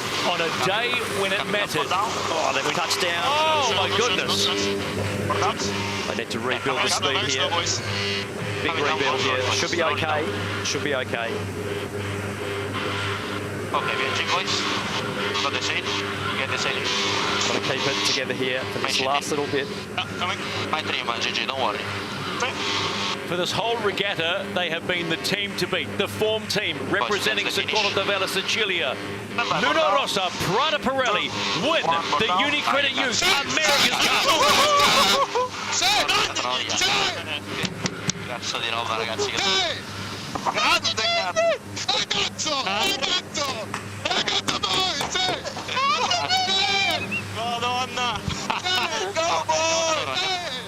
Complimenti, Luna Rossa, Prada Pirelli.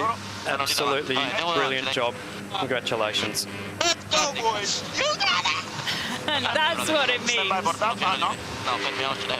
And while they are embracing in celebration, coming across the line, a valiant effort by the New York Yacht Club's American Magic.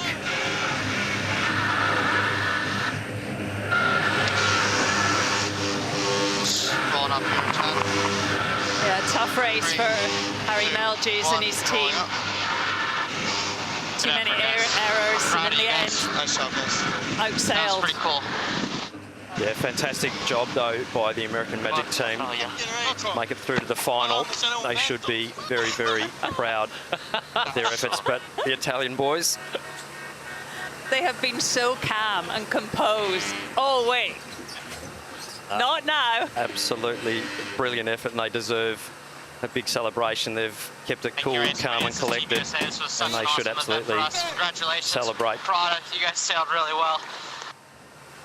Other voices. Gracias, it was amazing to be in the final with you, and thanks to the race committee for all the event. Thank you really much. And also the umpire. Well, how nice is that? And the boys. Straight away, Harry That Melges was gets in super touch fun with to Marco watch. Guidoni. Congratulations, guys. Vai, toccante ragazzi. Porca troia, quanto cazzo di onda c'era It's poi. been a big effort for not only the youth team, but also the wider team of Luna Rossa, Prada Pirelli.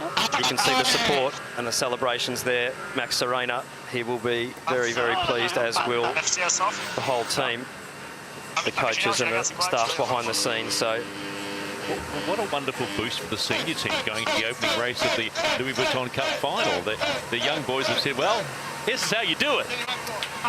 they've set the bar. Yeah, it is a massive boost, and they haven't treated them any differently. They've been part of the whole thing, and they have learned from the best and delivered when they had to.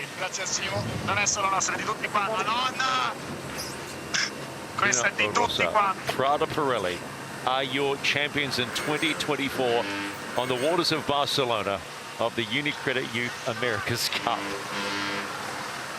That celebration is infectious.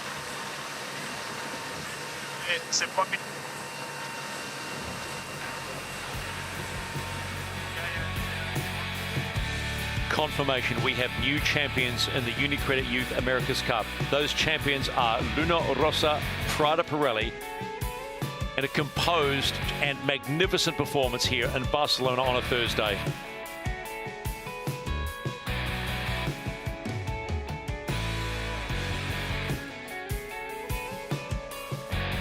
It started with 12, it came down to 2, but only one will lift the trophy, and that will be Luna Rossa Prada Pirelli. They're all racing majorities 4-leg races. This was a 6-legger, and they just put maybe a tiny foot wrong on about 200 metres from the finish. But they've done the job. They are your champions of the UniCredit Youth America's Cup. Hundreds and hundreds, possibly thousands of hours of work behind the scenes. A lot of time on the simulator, a lot of time on the water, a lot of debriefs, a lot of briefings, a lot of sacrifices made. And right now they get the chance to spray. This is the Juve Camps champagne moment where they can certainly celebrate being UniCredit Youth America's Cup champions. Luna Rossa Prada Pirelli.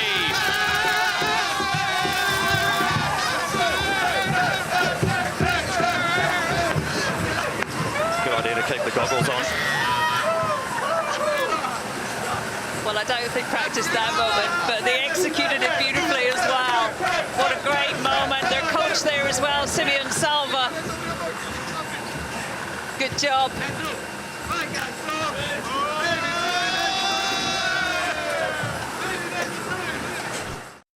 Let's go on board Luna Rossa Prada Pirelli and hope they are hearing us. Marco Grodoni, it's the team from ACTV. Can you hear us? Yeah, we can. Oh, mate.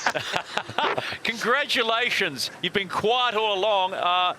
Magnificent performance. How does this moment feel for you and the team? Yeah, we would have loved to have a tight match race, but at the end they missed the start. We were ready for that, and we got our plan executed well. So I'm fucking proud of all the boys, all the girls that help us, and it's amazing to be. This is an amazing team.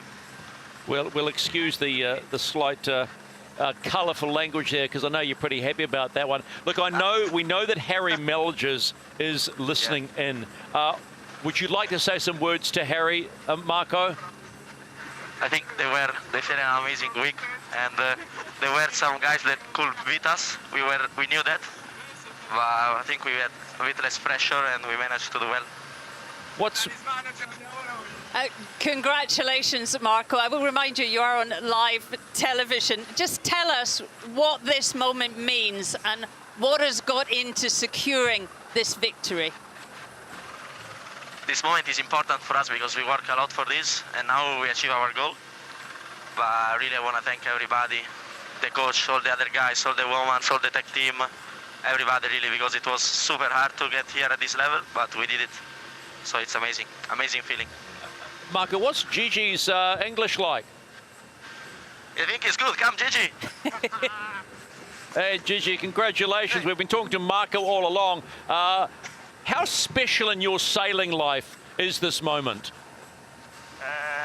A lot. I think it's a thing that not everybody can feel, and it's very nice to be here with all the team, and I don't know, difficult to explain at the moment. When you saw the penalty having to be taken by American Magic, did you actually think maybe we'd got it? And that was on the first leg. Yeah, yeah, for sure. We know what to do if they took a penalty, and we were focused on what we have to do, because it was a tight race, a tight day. We had more than 18 knots and big waves, so for sure was not that at the start. Well, congratulations. Go and enjoy it. You and Luna Rossa Prada Pirelli, and the big boat's just going behind you. How good's that? You are UniCredit Youth America's Cup champions.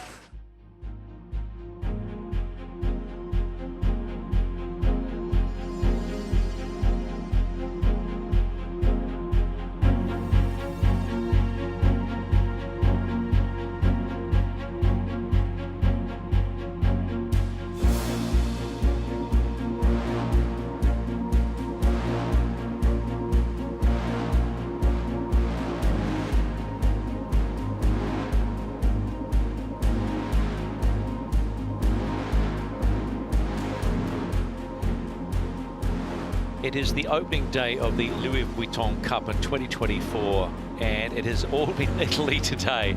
Race 1, 46-second win to Luna Rossa, and a big win in the UniCredit Youth America's Cup final to the young Italians. So in essence today it's Italy 2 and GBR 0, but there's another race still to come at 3:49 local here, and it'll be a change in the sense that Great Britain will come in on port, and it'll be Luna Rossa Prada Pirelli coming in from starboard for race number 2.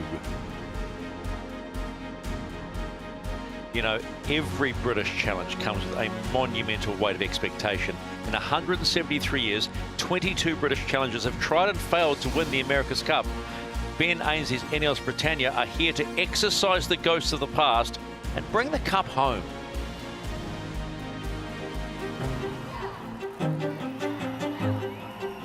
We're here to try and win the America's Cup, so this is just a step in the road, and of course to do that you've got to win the Challenger Series, and we're here now in the final, which is where we want to be, and looking forward to the ultimate challenge against Luna Rossa. Lingy having to avoid protest here, big risk of a collision. Yeah, the semis against Delingi Red Bull Racing was tough, and we picked those guys for a reason. We knew they'd be strong, particularly in the lighter airs and some other areas around the racetrack where we thought they perhaps were competing pretty well, and that's how it turned out to be. Down 4-zip, it will now become 4-1, and the Swiss are still alive in Barcelona. So it wasn't really a surprise to us that they took a couple of races off us, and it was a great learning opportunity. Major speed for Ineos Britannia. They really have made a statement to Delingi Red Bull Racing. I think what everybody's learned from the Challenger Series so far is that the racing is tight, and we've seen that throughout the fleet, and I think going forward it's only going to get tighter and tighter, so we're really now looking at the details. Every possible area we can get a slight edge on the other teams. I think that's the crux of it, is that it is tight racing and it's only going to get tighter. There you have it. They have won their semi-final. They are off to the Louis Vuitton Cup final to face Ineos Britannia. So for the final of the Louis Vuitton Cup, we're up against Luna Rossa Prada Pirelli. That's a team with a huge history in the America's Cup. Is he committed? I have to duck him here, hey Ben. Yeah, copy. We've just got to make sure not too fast here. We've had some great races against them in the past. I guess most notably back in Auckland in the final of the Challenger Series there. I think any start except for wide left could work, honestly. Yeah, I tend to agree. Let's get a little speed and then we'll tack, please.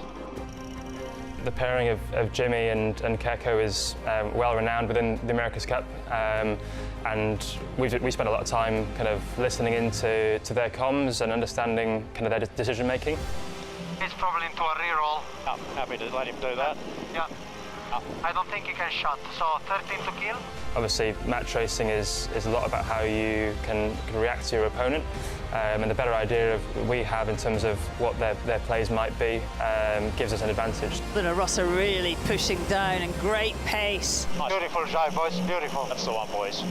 We've been digging into and trying to understand kind of how do they approach the pre-starts, the racing scenarios, and really giving ourselves the best chance going forward. It's an absolute drag race here, across to this right-hand side. Actual roll or not? Yeah. Can we roll? Got roll. We do have rolling. Ineos Britannia in control here. When you get into a knockout series against a serious opponent like Luna Rossa Prada Pirelli, of course you've got to do your homework and try and figure out where they're strong, if they do have any weaknesses, where they might be. Nice effort, boys. Nice lads. Nice work, boys. And then of course you get on the race course and that playbook goes out the window and you're reacting to whatever comes your way. But that's the great challenge that we're up against, and we know it's going to be tough against those guys, but that's what we came here for, and we're looking forward to having some really tough races.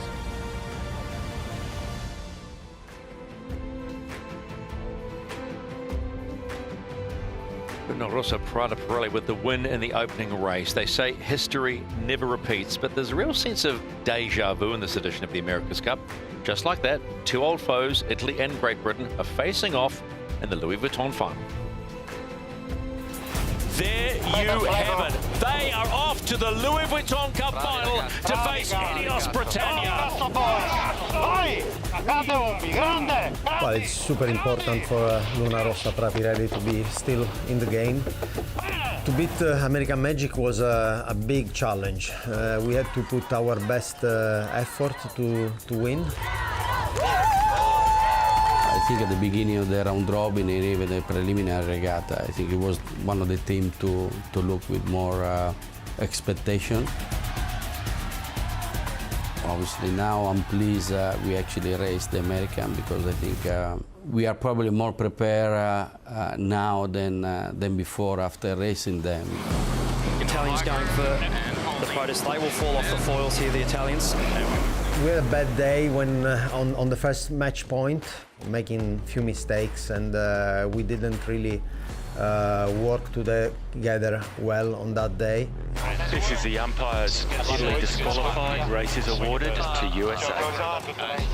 And then we lost 2 races on the next day. A nice set of puff on us. So yeah, we had a lot of pressure on us.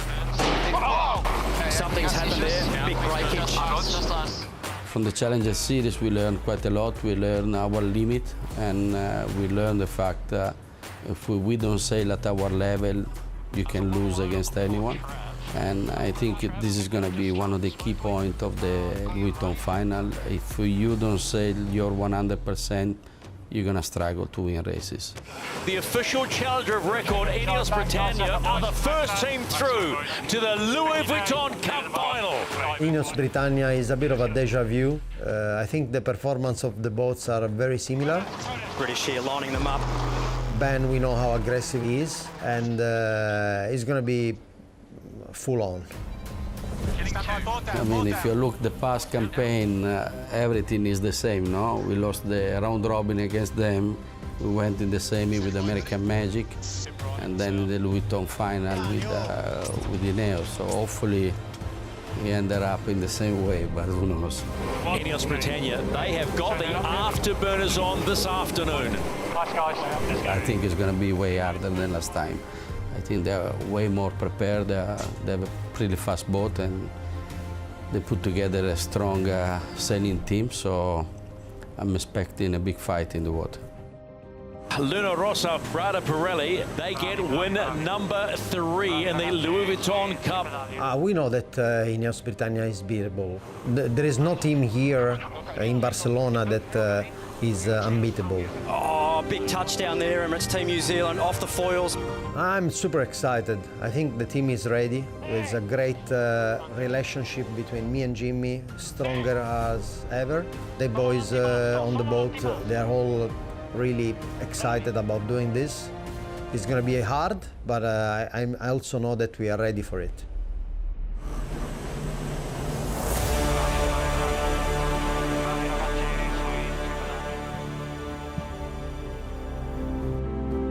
Glorious day here in Barcelona. The crowds are out. And they want more racing. Ineos Britannia against Luna Rossa Prada Pirelli. Race 2. In the modern America's Cup, there has not been a British team with more potential to get the job done. That earlier loss will be a blow. Ben Ainsley needs to regroup his men and deliver. Opposite Ben is the impressively composed Dylan Fletcher, and the rock-solid performance team of Lee McMillan and Bledemont are flourishing. Their relentless demands on oil constantly met by their power team. This time it's Leask, Hunter, Todd Hunter and Parkinson. Luna Rossa Prada Pirelli as a team are coming off the back of a race win and a big win in the Youth America's Cup. The big boys will need to keep the foot on the loud pedal to keep the fast and clinical team of Ineos Britannia in their rearview mirrors. On the wheels again, Bruni and Spithill, and in the flight control seats is Molinari and Tessé, along with a supreme power group of Voltolini, Simeon, Rossetti and Kerwin.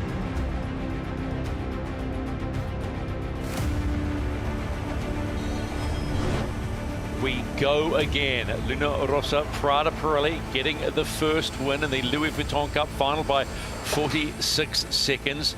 And the weather and the sea state looks pretty similar. Let's go down to Chase Zero with Peter Lester. Does it feel like similar conditions, Peter?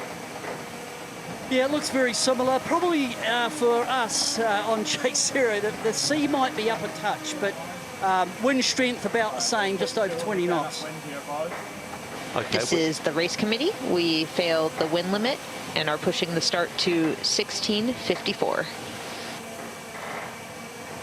So, sorry, go ahead, make it far away. No, not at all. I think that's the first time in this series we've actually failed an upper wind limit. So upper wind limit is 21 knots, which is a rolling average. So if either one of the top marks or the start marks go over 21 knots for a 30-second period, we've actually gone above the upper wind limit. So hopefully, yeah, it backs off a click and we can see some great racing. Yeah, there is more pressure and also, well, it's pretty obvious, more sea state. It is verging into survival conditions. Pretty tough now. But disappointed there. I was looking forward to just having a lash and getting in amongst it. Yeah, I was certainly looking forward to seeing both teams entering shortly.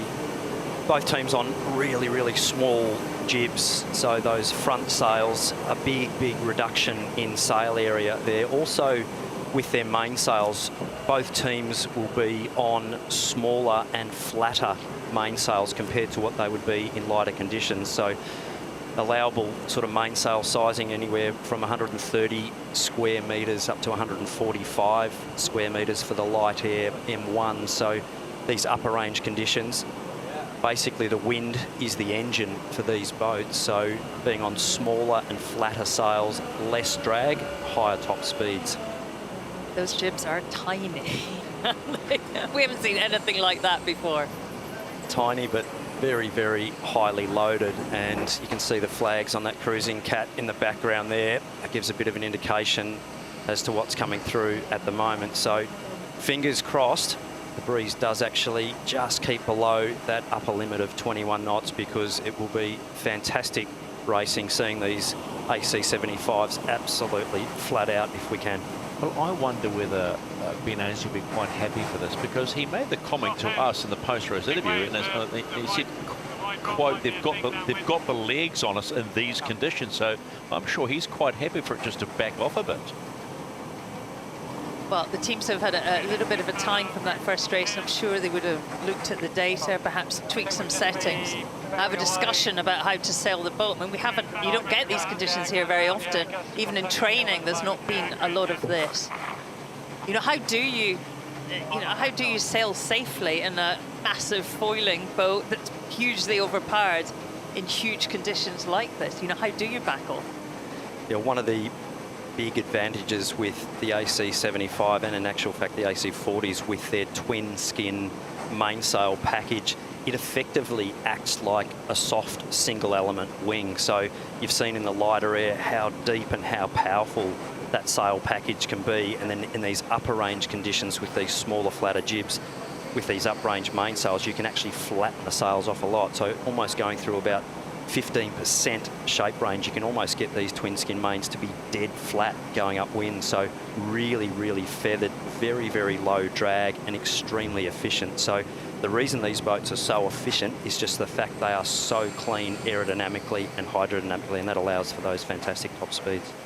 Are you too surprised at how quick Luna Rossa was? We're coming into this day today, that the conditions would be really good for that boat there, Ineos Britannia. Yet she was almost sort of left somewhat in the wake of Luna Rossa. Did that surprise you at all? Look, I think both teams probably haven't done a huge amount of sailing in these sort of upper range conditions. You've got to look after the asset, and when you are training in these upper range conditions, it is quite easy to overload structures and overload the boat. So as these teams are building up, you very methodically and very carefully bring that range up, so you're not actually risking damaging anything. We've seen some teams previously have some breakages with equipment which can put you back weeks and weeks. So these teams obviously bringing themselves up now to a point where they can sail the boats accurately in these conditions, but they need to ease themselves into it. They've got a lot of racing to do, so I'm sure they've made some big setting changes between each races, and the information coming from the shore and the coaching team would have actually been really important to change those gears for this next race. Much of the gear has load sensors in it and alarms to stop you just destroying it. I mean, how important is that to work with that? Yeah, look, as I think the breeze has just tripped again there, which is unfortunate. A lot of these boats have optic fibre. Well, in fact, all the boats have optic fibre. Over 10,000 data channels coming in, being measured on the foil cant system, on the structure of the yacht, on the masts, on the rigging, on the rudder. So many different settings. Also hydraulically and electronically, a lot of settings there to maintain. So from an operational perspective, on your dashboard or your screens that the trimmers and the helmsmen will have, they'll have a lot of load limits and alarm limits that they'll be respecting when they're trimming things on. There'll also be a lot of hydraulic and electronic reliefs that won't actually allow you, even if you're trying to pump a function on, it will actually relieve, so it will actually not break something and you go over load. So, but you have to adjust all that. That's something that you have to spend a lot of time with the designers and engineers to get those settings right, and you have to have an innate understanding of the structure, so you know when you're going to be pushing it hard and when you're not. Hey, you know, the one thing that I love about these AC75, now we keep talking about them being the marine version of Formula One cars, and they are. And you look at that fairing, the cockpit of Luna Rossa there. But I've always wondered, and we've had this discussion sort of, when we talk about aero, as you know, minimal drag over the surfaces. How much does that help that there? Because I've got to say, from a design perspective, it looks cool, but is it effective? Yeah, look, it is very effective, and the Luna Rossa Prada Pirelli team taking a very different approach where their foil trimmers are actually positioned. So we can see the foil trimmer there on the starboard side of the yacht there, Andrea Tessi. He is trimming the foils from the front of the boat, whereas on Ineos Britannia, the foil trimmer, Bled Mon and Lee McMillan, are actually sitting in the aft of the yacht, so that back position where... So these teams are very different in the way they've set up the boat. So Cyclor's in the back position on Luna Rossa Prada Pirelli, where Cyclor's are actually positioned in the middle between the foil trimmer and the helmsman on Ineos Britannia. So aerodynamically, I think the Luna Rossa Prada Pirelli boat, very, very clean. Having said that, though, the British team have got some beautiful fairings and vortex detailing, little fairings behind, little you know, beautiful aerodynamic detailing there over their whole boat to actually minimise the drag off the crew on board. And if you zoom in on this shot here, you can actually see all the fairing detailing to actually fair the crew in, and that is actually really important for minimising frontal drag as well as actually overall enhancing your aerodynamic package. Ineos Britannia, of course, had a very close collaboration with Mercedes, and you could see that influence, can't you, in the aero package from Motorsport. I thought when I first saw this boat that it was quite different. I mean, for me, it's completely different design to the first I understand it now. My initial view of this boat was that it didn't look aerodynamic. It looked like, I'll be blunt here, it looked like a big brick. But we've seen how quick it is, and the design philosophy for me has been one glorious thing just to observe and see how they actually put that philosophy into reality. Yeah, I've absolutely loved following the design process of all the teams, and I really do love the aerodynamic detailing on board Ineos Britannia, and they've put a huge amount of effort into that, and obviously backing with a Formula One team, you've got the best in the business, and some of the computer modelling and the computer power to actually analyse all the different modelling aspects, all the computer fluid dynamics is absolutely incredible. And I see now, the boats now compared to even 3 years ago, just the detailing, even the foil fairing, you look at the aero detailing there off the foil arm on board Ineos Britannia, the whole boat is basically modelled as one, and even the little fairings there for the foil trimmers deflecting the airflow around and then actually reattaching that vortex and sucking it down the side of the boat. Some fantastic detailing on board both boats. We were just looking at Bled Mon there, and you could see him like looking over the edge of the boat, and he's actually looking at the foil and the height of the foil, really adjusting it in part at least by feel and sight. Yeah, and some of these, you know, things, I mean, they're flying the boat very much off-site, looking at the foil, whereas I think the Luna Rossa Prada Pirelli team very much flying their boat off instrumentation. You see the flight trimmers forward on Luna Rossa Prada Pirelli, very much looking forward and looking down at their screens and their instrumentation. So very different philosophies there by both teams, but effectively doing the same job. So it'll be interesting to sort of have a look inside both boats, which we'll never get to do, but I'm sure both teams effectively doing the same thing to try and get maximum performance. The one thing you don't get by looking on the television here is actually how large these boats are. I was gobsmacked and I stood on the end of the dock here and watched Emirates Britannia go up and went, oh my goodness, that is a big piece of kit, and that 7-ton giant is ripping around at close to 50 knots. It still boggles my mind, the physics of how they are, I know it sounded on an old movie, but they are magnificent flying machines. They really are.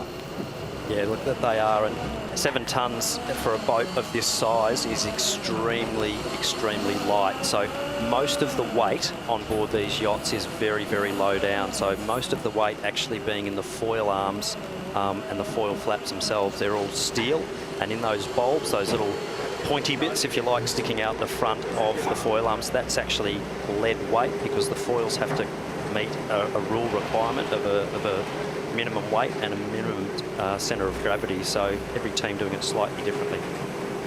So that is Luna Rossa Prada Pirelli, and there are the setups not dissimilar between the two cycling teams. Tell you what though, I'd rather be having the head poking out rather than down.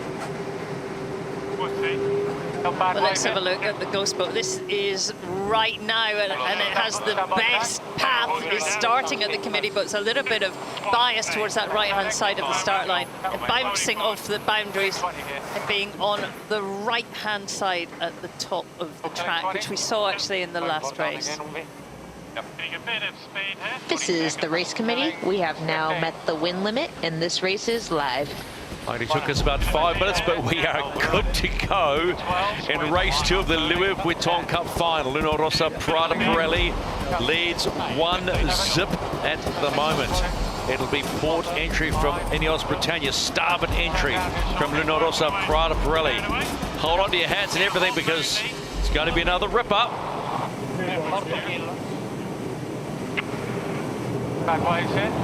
So we're right at the top end of conditions for an AC75. This is going to be really exciting racing coming up. Been good here. All good. 2 minutes and 10 seconds they can come into the start box in Emirates Britannia. They have perfect time on distance. The green light is there, and they are in tiny bit late, but that's okay. 2 minutes, it'll be Luna Rossa Prada Pirelli. How far behind are they? They're quite a bit behind that 2 minute mark. Backing up in 2. Have to come down a bit. 18 to 21 knots in the start box. It's plenty. 2, 1, happy to drive here. There we go, turning. Perhaps up. Yeah, both teams definitely backing off in these rougher conditions, so entering 2 boards down, really trying to look after the assets here. A lot of racing to come down the track. When we get close to start time though, you will see the throttles get pinned. They will be off. But that right-hand bias on the start line, we might see them fighting to be to the right. The British opting for the tack bear away jibe, so killing time by circling. Wouldn't be surprised if we saw a similar program for the also Prada Pirelli start as per previous.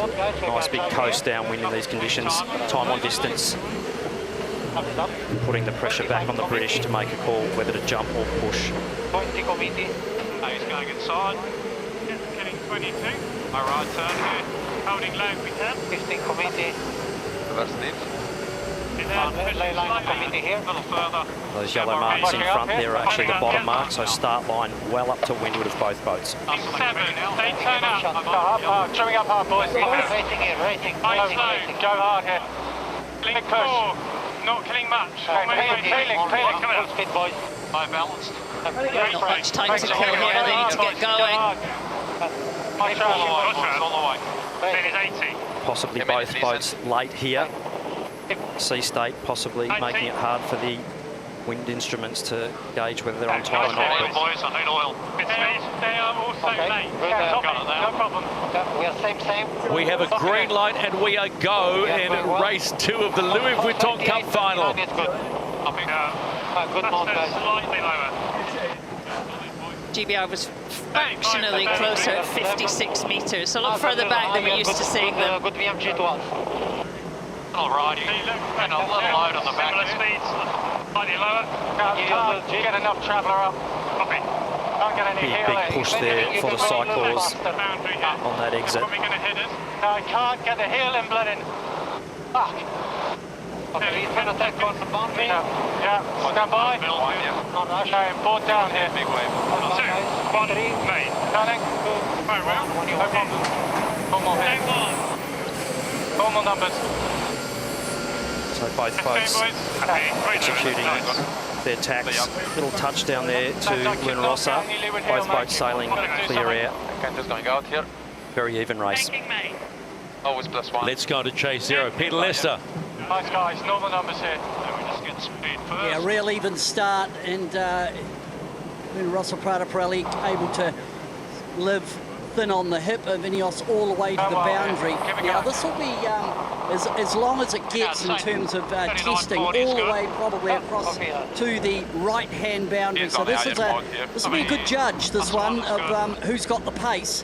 They look pretty even at the moment, and Ineos have just stretched out to 9 metre advantage, so the supporting Ineos will be happy to look at those numbers. Very similar performance of him.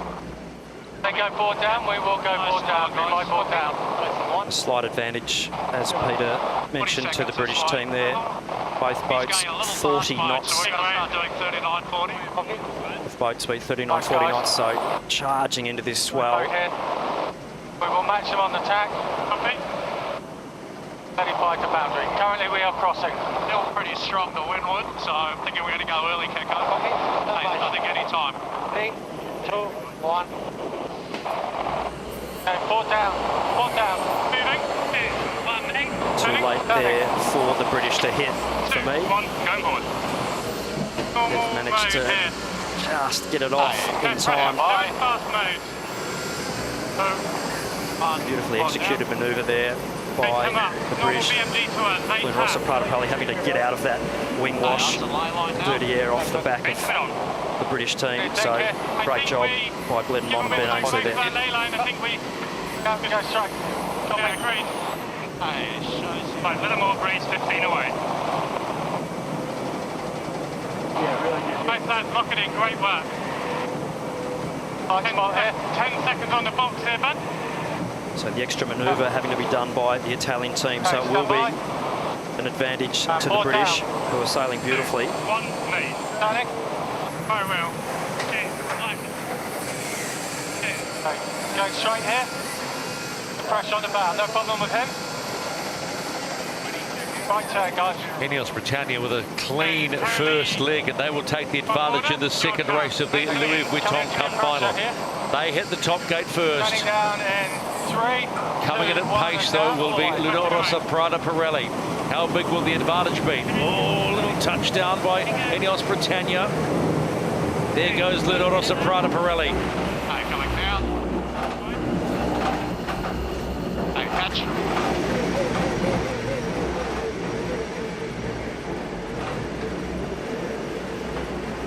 Most boats, surely they're showing a fairly even downwind thus far, so nothing in this race at this point in time. Slight advantage to the British team to execute these manoeuvres very well.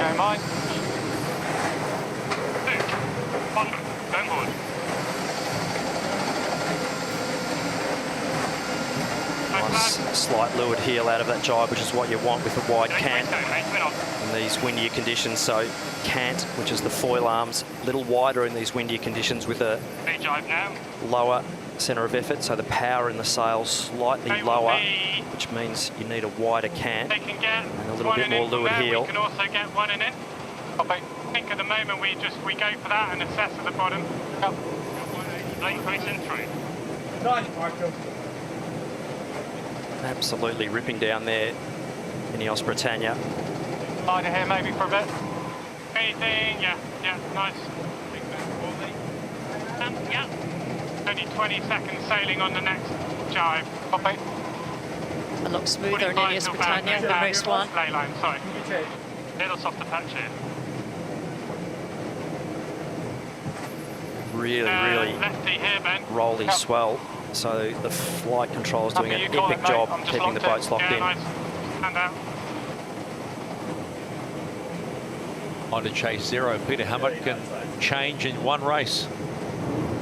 Well, yeah, that's right. The boat in the lead has, has that advantage of seeing where the wind is, picking the waves, picking their moment when they can just pull off these manoeuvres, which are so critical. The trailing boat is harder, and we're hearing a big left-hand shift coming off GBR at the moment, so that means that they will be happy with that. That's what they're pushing ahead rather than jibing too early.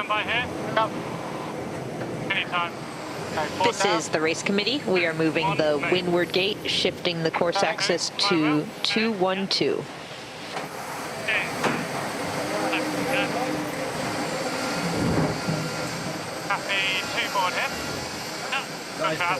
So 2 legs of 8 about to be completed, and it's a role reversal from race 1. This time it's Ineos Britannia leading at the moment. 2 legs complete. Second upwind leg underway. Nice clean rounding there by Ineos Britannia. And then it comes Lino Rossa Prada Pirelli with 7 seconds at the top, 17 at the bottom. Big trim to get that big twin skin mainsail sheeted on. Around about 10 or 11 tonnes of main sheet load to get on there, to get that sail nice and flat. Yeah, good left here. Take your time. See the ghost boat here, it's actually liking that right-hand side. So the British team sailing into a lefty at that bottom end of the course. They came round the bottom mark in that left-hand shift, so that'll be a small advantage to them now as they sail back into the next shift, which will wobble back to the right again. So in phase, What do you think? Italians having to dig deep to get back into this. Have a look here. Hey, we can get 2 and in. Voice of Dylan Fletcher. Having an assess. Yeah, let's hit them. Cool. Yeah, call it. Stand by here. And put down. Pause down. 2, 1, mate. Landing. Very well. So the British team tacking to put the Italian team in their dirty air. And high mode. Picking mate. Italians jamming the boat up into a high mode, so just keeping clear of that dirty air. In these upper range conditions, those flat sail plans not disturbing the airflow as much as in the lighter air conditions, so very, very clean sail plan, not affecting your opponent quite as much as in the lighter conditions. So the Italian team working hard to just stay high enough to keep out of any of that dirty air. Luna Rossa appear to have the high mode. We've seen them use that quite a lot off the start line. Fantastic front-on shot of both boats there. Just the difference in the aerodynamic profiles of the hulls and also their sails. So great design battle as well as a on-water battle. 15.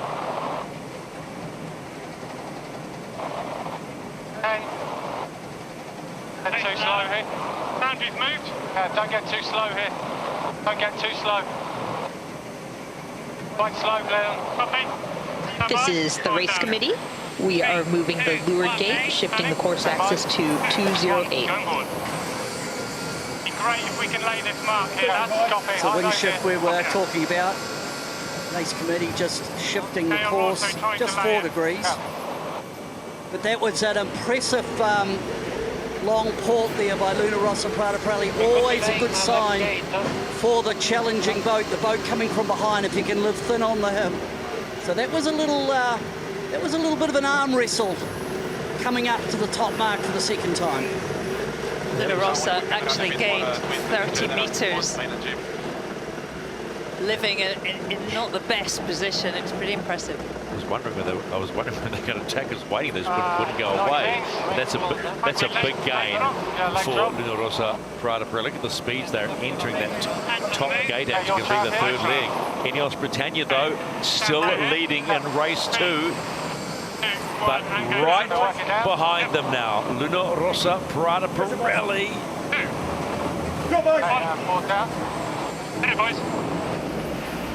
50 knot bear away there by the British. Push now for the cyclaws to retrim the sails. Come on!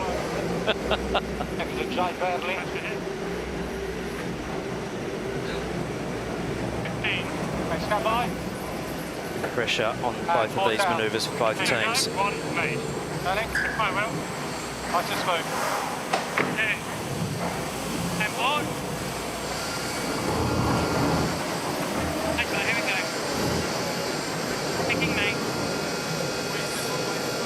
Both boats very, very even in their boat speed.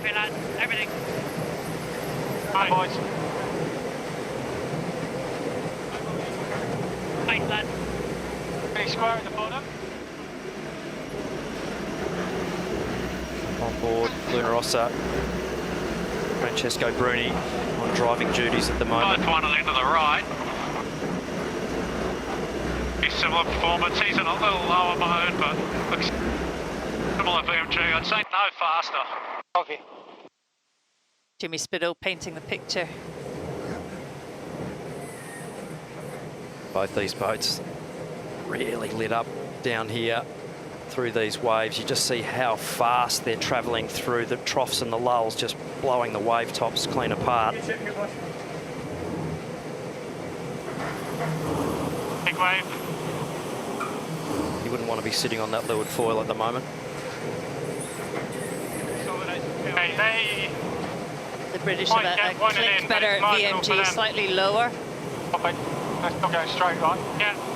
We get one and then two. Yeah, I'm happy, yeah. Okay, they're going out.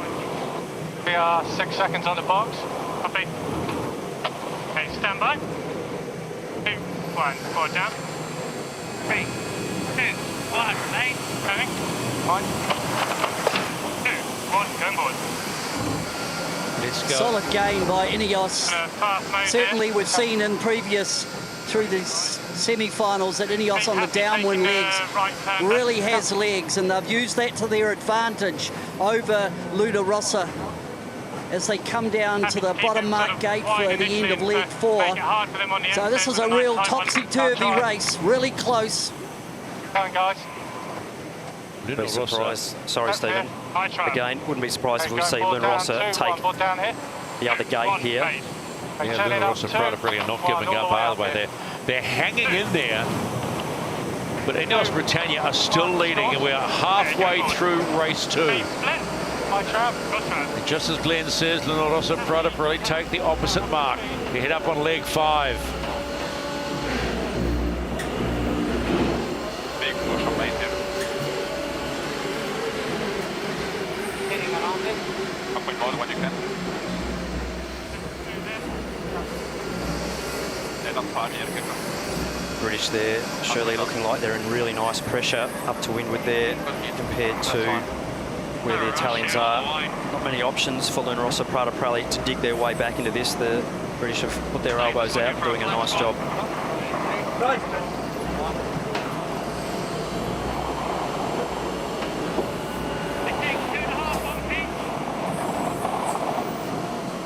there you have tack. Average shift here. Onto the Ineos Britannia chase boat with coach Rob Wilson. Same conditions, Rob. Different story. What's going on? You know, I think it was a closer start on that one for sure. And we managed to just hit them on that first tack. And then, yeah, we're just putting our elbows out to make it difficult for them to get round. Oh, Robbie, just wondering if you've made any sort of gear changes with the boat in between 2 races. You're obviously going really well. Just wondering if you've made any changes on board. Yeah, there's a few little tweaks. I think it's just stepped up their performance slightly. So it's nice to see they've adapted so quickly. Oh, well done. Carry on. Thank you. Cheers, buddy. Let's go. Freezes in the right here, Ben. Good shit. Feels a little bit like the last race, doesn't it? One boat defending on the other, and the other not, the trailing boat not being able to do too much. The gap is smaller than the last race, but Britannia are defending well. They certainly are, and always nice as a wider team and as a coaching team to analyse the data, make the gear changes, and then see that happening with the sailing team executing the changes made and sailing well. So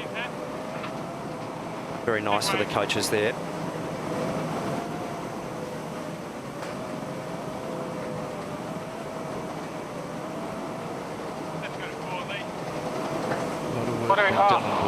They've gone behind us. Yeah, they've gone behind winds power and human power. So the humans powering approach one and in, and then assess at the top. everything above the deck. Want to go with a big lefty? I think we take it. See some of the numbers there. Basically the yellow and green, so anything over about 240 watts, sort of a big push, pretty much in a straight line. They'll be ticking along, and you'll watch the power go up in the manoeuvre here. It's hard to recognise them with all the sweat, but I think Rex Ryan, Todd Hunter and Luke Parkinson pushing hard. Light ahead, guys. Big push there. The blue line, the accumulator, just lock her in, mate. The white line, the wattage. Probably run a couple of washing machines, a toaster and a fridge of what they're putting out at the moment. On that right-hand mark. We are about to complete leg number 5 in the second race of the Louis Vuitton Cup. And this time it's a different leader. It's Ineos Britannia, the official challenger of record. They've got the wood on Luna Rossa Prada Pirelli at the moment. No one has made a mistake. They're just sailing hard. And there goes Luna Rossa Prada Pirelli. Catch. Have you just got bored with the drive? Lee McMillan cracking the whip from the back of the boat there. There's 2 cycles in front of him and the 2 on the other side. Saying send it. They need everything in these conditions to trim those big sails back on after having to ease everything quite a bit in these uprange conditions. Ineos Britannia, great pace down the left-hand side of the screen, in more pressure. They are getting absolutely carted down that side of the course, having the option to take that gate and sail the shifts at their leisure. Hopefully it comes back left a little bit. They've got the bit between the teeth at the moment. There are people going to be sitting at home going, how can a boat go from behind in the first race by, say, 46 seconds to be leading in the second? I mean, Rob Wilson, the coach, they played with some stuff. What do you think they've played with to make the boat go this quick? A little bit more windward when you have it. Yeah, look, there's a few things you can adjust, particularly hydraulic settings and your settings for the sail trimming. That's the biggest one in these conditions that are hard to adjust. So you can actually feed oil from one loaded function to another function. So the mapping of where that oil's all going is very, very important in these uprange conditions. So I'm sure there would have been some trim adjustments there and hydraulic adjustments made. And the sailing team having to then execute well on board to get the best out of the yacht. 25 seconds, I think.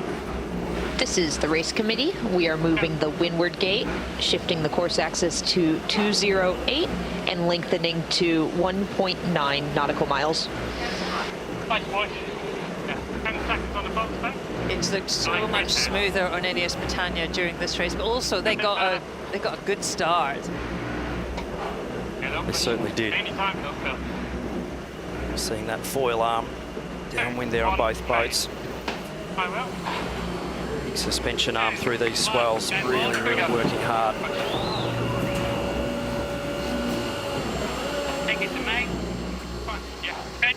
Well, right on the edge of ventilation there for the British, getting really high at times. Those big foils hanging on nicely in these rough conditions.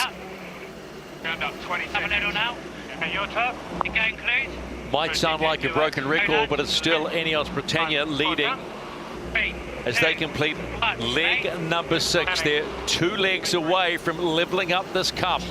Go, Jim. Go, Jim. Go, Jim. Go, Jim.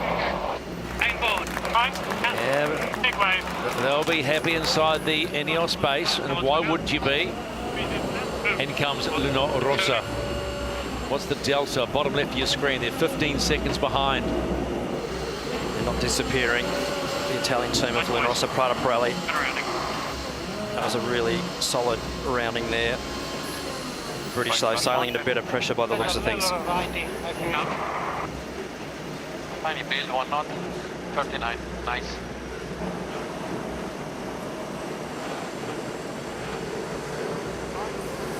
Picture moment. Nice, stand by.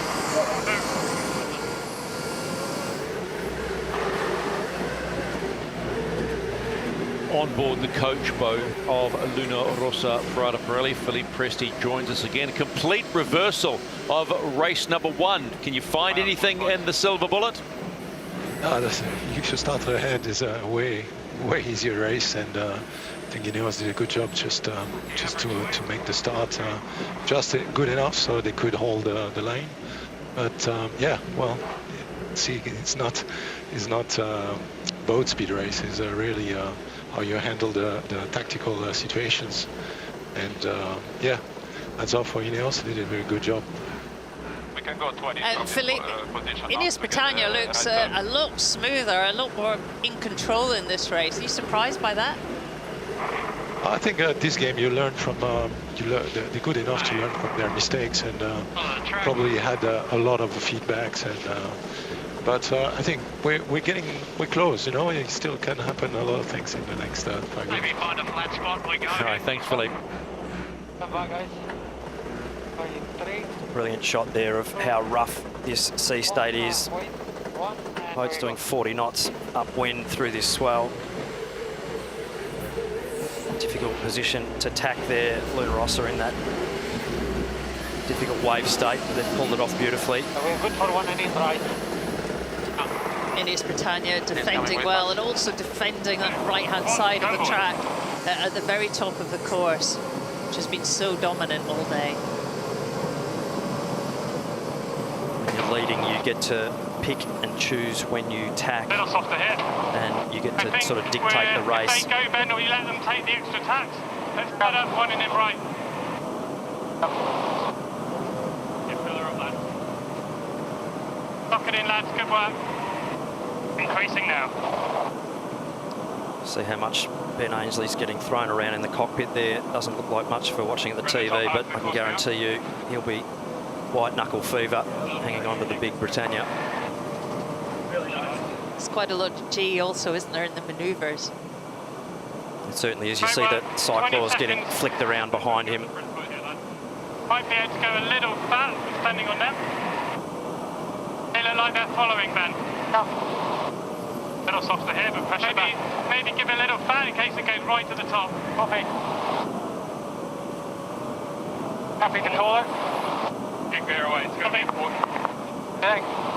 Let's go. 2, 1, 4 down. 2, 1, base. Panic. I will. 2, 1, game board.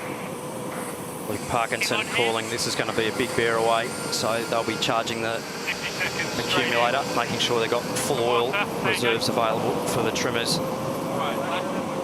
Most important bear away of the day.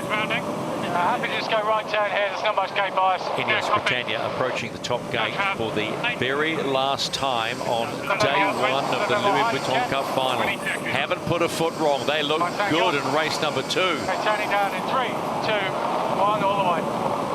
And around the mark they go and head home.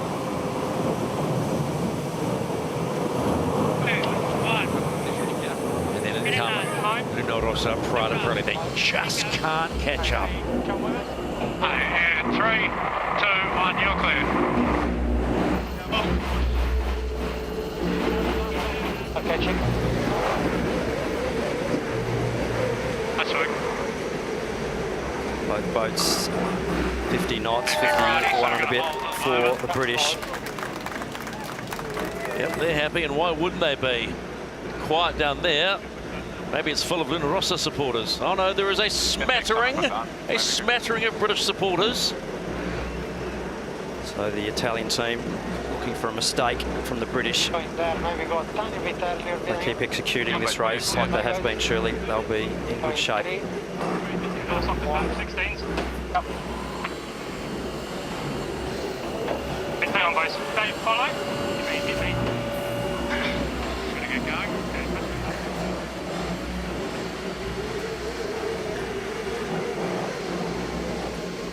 Peter Lester, impressive second race from Ineos.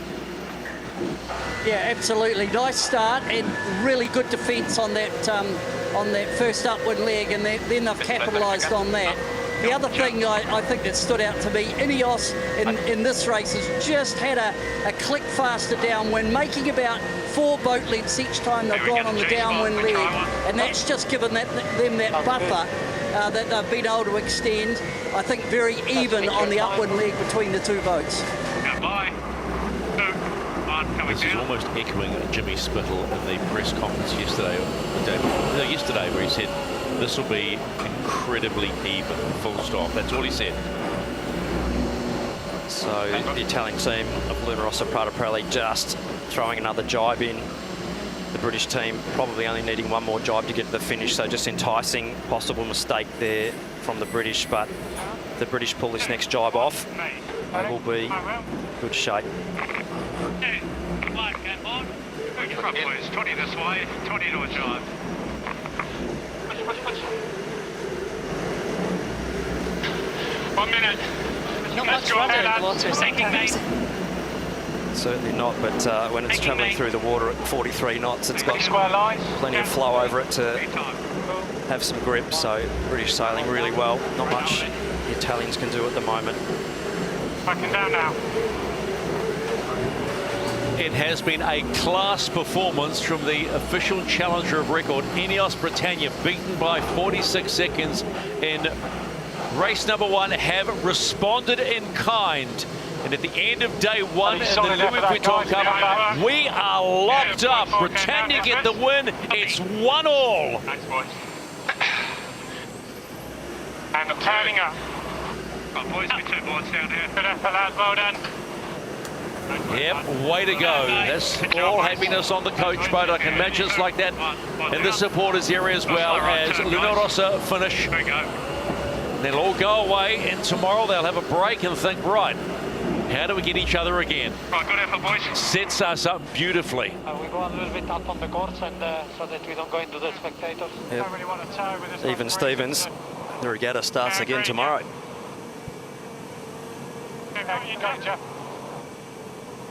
Yeah, that's what it means. Nice job, well done. Thanks very much. Yeah, that's what it means when you're not on the boat and just enjoying yourself, and why wouldn't you? So 1-all, this is good. This is what it's all about. We want this sort of racing, don't we? Absolutely. We knew it was going to be tight, and it's going to be a battle, isn't it, all the way to the end. Of course, it's only 1 race all. They've got to get to 7. That's right. That's right. 13 races available to be the first to 7 race wins, and you're off to the match against Emirates Team New Zealand on October the 12th. Who will it be? Well, right now, anybody's. It's 1-all. Ineos get the win by 18 seconds in race number 2. So, just a little reminder, our favourites, the red and the green buttons. Red is good. No, red's bad. Green is good. Okay, 1-all. Let's leave it at that.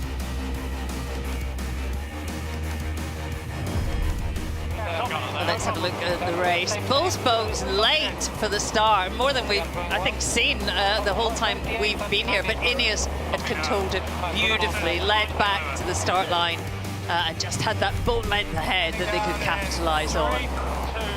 From there, they didn't really look in doubt. They were beautifully executing manoeuvres. Slight wobble there, but really that was all we saw in the whole race, and really managed the racecraft and the strategy from there. Downwind also in Ineos Britannia, slightly better VMG, just managed to extend the meters with every downwind leg.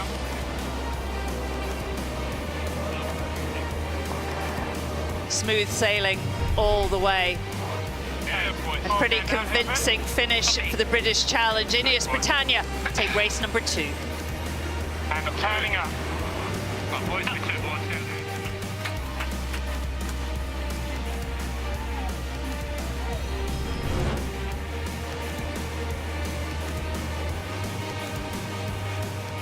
On board Ineos Britannia and Ben Ainslie, you pegged one back. That feels good. What did you do in the break? Well, we had a good chat with our coaches about what went wrong in the first race. That certainly helped. And yeah, I think we did sail the boat a bit better that second race, and that was a good one. Yeah, you said at half-time, Ben, that you might have to be a bit more aggressive, and you certainly controlled that start. I mean, how much better did that all feel? Yeah, it was obviously a better start. It was a bit tricky for us that first one. We'll have to have a good look at that. But yeah, better off the line and managed to just get a good jump up the top of that first beat. To be fair to the Italians, they kept coming at us, kept it close. So good race, that one. Let's jump aboard to Dylan Fletcher. Dylan, congratulations. It was just a class job all across. How rough is it out there? We keep looking at you guys, and is it rougher than we see? Oh yeah, it's pretty full on out here today. There's meter and a half sea state, and it's getting to top end of these boats, but it's fantastic racing, and it's what we enjoy. All right, appreciate the time, man. Your wheel, Ben? We're going to have a look at the first downwind leg, and it gave us a great example of how to use wind shifts to your advantage, with the boundaries really limiting the race area. You have to think several moves ahead, and Ineos Britannia lined themselves up for this shift beautifully. Take a look at how much the heading bends down towards the leeward gate, and their positioning set themselves up beautifully, all that to take the long run all the way down on starboard, using a 14-degree header amazingly well, and nearly doubling their lead by the time they got to the bottom gate. Nice work.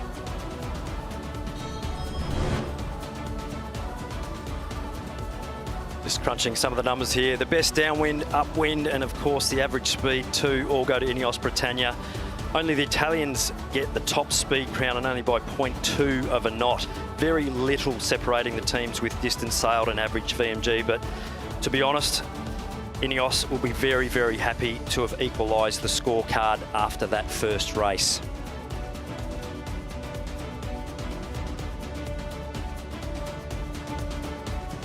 On board Luna Rossa Prada Pirelli, let's have a chat to Jimmy. You said in the press conference yesterday, Jimmy, it was going to be tight. Well, 1-1 going into Saturday's racing. What changed there for you? Yeah, we have two good races today. I thought the performance was pretty similar between the boats. And yeah, in general, I thought those guys are going a little better in the second race, and they did a good job. They pushed hard and kept the pressure on, but those guys managed to stay clean.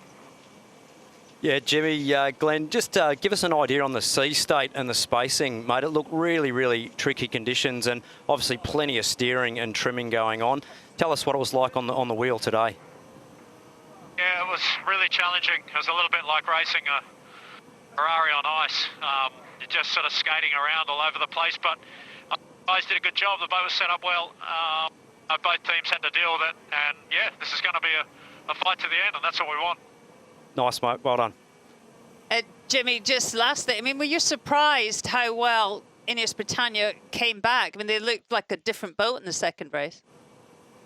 Not really. I mean, we raced them in some windy stuff and waves, I think in the sail-off for the round robins, and I thought they were sailing well. So we got a lot of respect for those guys. They're a strong team, and yeah, it's going to be tight the whole way, and that's, like I said, that's exactly what we want. All right, well, we'll just jump across to Keko for one question, Keko. It's actually about the UniCredit team winning today. How much did that give you guys? It's just a little bit of a push ahead of this Louis Vuitton Cup final. It's been a tough racing today, very hard conditions, very fatiguing for the boys on the bikes. Yeah, I mean, we use every little drop of oil that they could give us, and yeah. All right, thanks. And the young guys did a fantastic job today. The young guys made us very proud of being Italians. Yeah, so you should be. All right, well, we'll chat to you on Saturday. Thank you.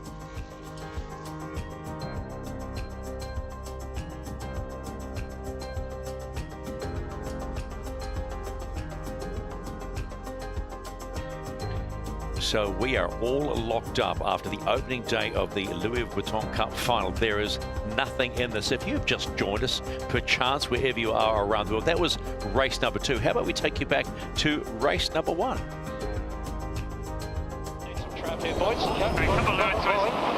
The race to face the defender in the match on October 12 begins right now. Let's go racing, race 1 and the Louis Vuitton Cup final. I lock her in here, all the power on the main. Beautiful job by the Italian team to force the British team to be late there. Yeah, we're full because of the main sheets. Check the better now. Great time and distance, lovely execution. Just looking for a flat spot now. We need less microphone sensibility. Nice. Continue. Stand by. 3, 2, 1. Foot down.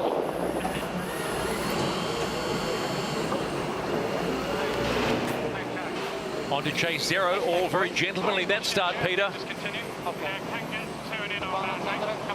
Luna Rosso are dominant there.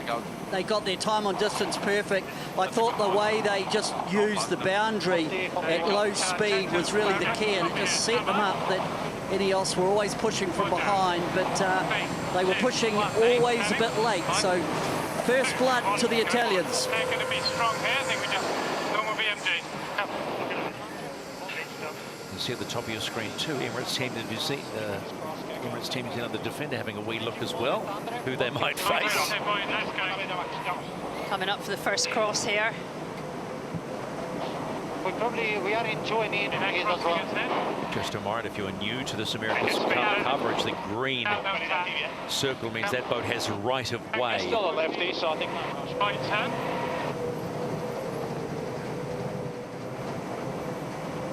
They are going to struggle to get one in the left, but I think they'll make it with a high mode. Both teams in these strong conditions 35 seconds too late. actually sailing with slight leeward heel. Cant really, really wide with a really low centre of effort on the sail plan. Small jib, so targeting potentially -2, -3 degrees leeward heel for best performance. This version of the AC75 really powered up since Auckland. Lighter boat, less people. It's really impressive to see them sailing in these conditions so well. Touch right here. So Ineos, Britannia, possibly not quite to ley line on this exchange. There'll be a speed build from there. So the Italians should be clear across and will probably look to take right turn at the top. Yeah, he will lay. Do you think the nerves will have gone by now on that first leg? Definitely locking in now to your roll on board. Some big swell there to punch through. Luna Rossi here to see, having to tack in some decent swell. I'll be setting up for right turn to take that off the British. The wing wash here, you can see now the British team sailing right in the dirty air of the Italian team. Bruno Rosso, Prada Pirelli, the first at the top gate, first of 8 legs. Not too far behind, Ineos Britannia. But both boats are fair ripping.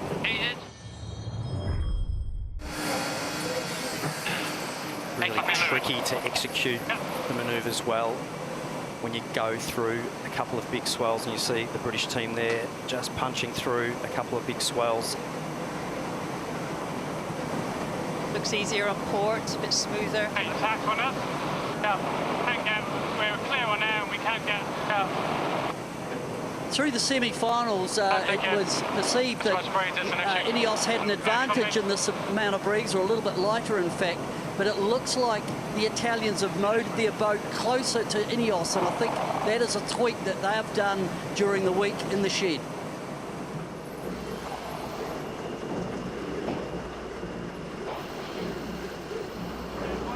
Nice locking in here. I think we go, just... Mode. I think a little go this way. It was Check copy. Slightly different twist profile on the British compared to the Italians. Main salt. Very good tack, boys. It's a beautiful tack. Very, very nice coast.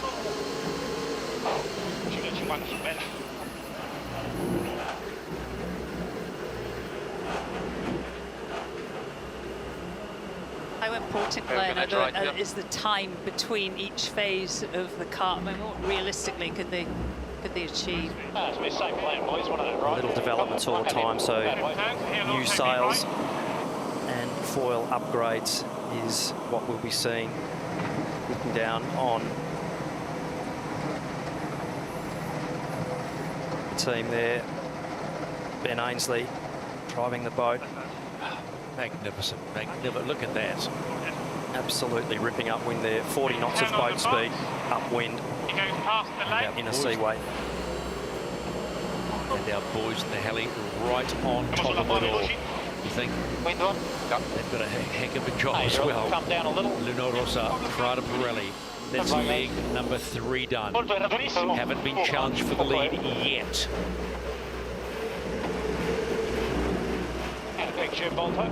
52 knot bear away, 97 kilometres an hour in big waves, so Luna Rossa having to consolidate. Overway. Ineos Britannia.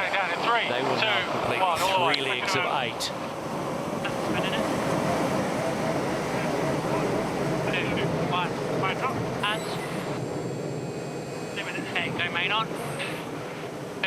Hard to imagine 7-tonners ripping around a corner at close to 100 kilometres an hour, isn't it? Nice round, guys.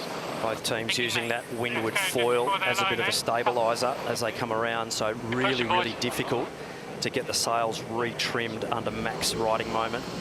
So using that windward foil just to steady the ship and keep the boat foiling as the cyclors grind that main sheet and travel it back in on both the jib and the mainsail.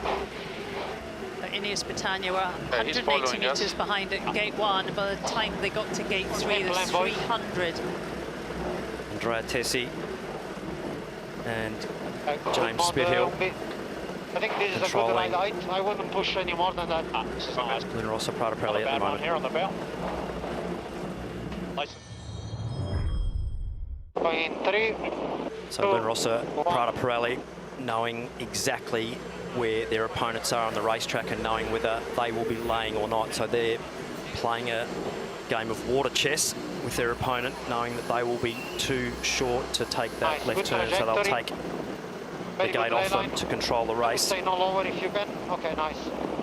One thing the TV does not show is how much those crew on board these boats are getting flicked around in the cockpits. Looks stable from where pictures we're watching, but I can guarantee you you're getting ragdolled around those cockpits in these waves. Luna Rossa, Prada Pirelli continues to lead in the opening race of the Louis Vuitton Cup. Luna Rossa fans know that they've got a fast boat. They've still got 3 legs to go. They try and lock it in here. The British having to do another manoeuvre here. They're not laying that left turn, so they'll be tacking and splitting right turn. Ineos Britannia. Final tack to complete 5 legs. And they have done nothing wrong. They have just sailed their boat. It is quite amazing. It's been good defending by the Italians, great positioning. Always forcing Ineos Britannia to sit in dirt or to understand the ley line, and 20, 30 metres here and there, they all add up.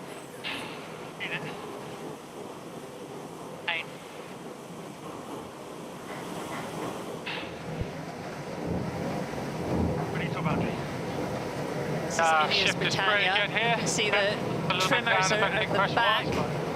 They get a great view, actually. They can see the foil. Look at the sails. Sitting behind the cyclors. Leaden Mon, top right of screen there. Looking over the side, just controlling the foil through the water.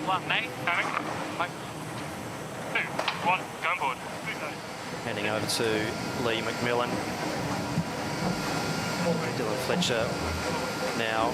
Tactician Ben Ainsley taking over on the starboard side of the yacht driving. The drivers now have so many roles. Not just about steering the boat, you only do that half the time. To cover. Strategist, tactician, So they're going to the set whole up for thing. that. They're obviously liking that left turn to the bottom. Pretty even. A little more increase in 3. This is the race committee. We are moving the windward gate, lengthening the course to 1.9 nautical miles. Good model, definitely better than before. Both teams opting for a slightly more bow trim in these wavy conditions, so No more trim, just be careful here. trying to keep their foil flaps a little more raised at the back for cavitation purposes, so the more flap up you can be at the back, the better you are for cavitation. Getting close. And 2. 1. Boards down. You can see there the bottom of the bustle is in the tops of the waves. No problem.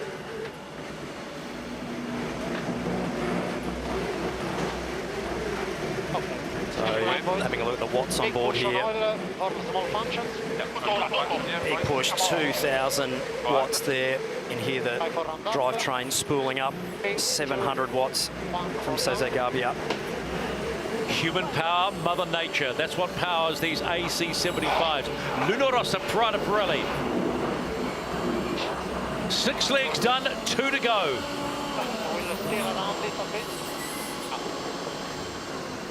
Same plan, boys, all the way.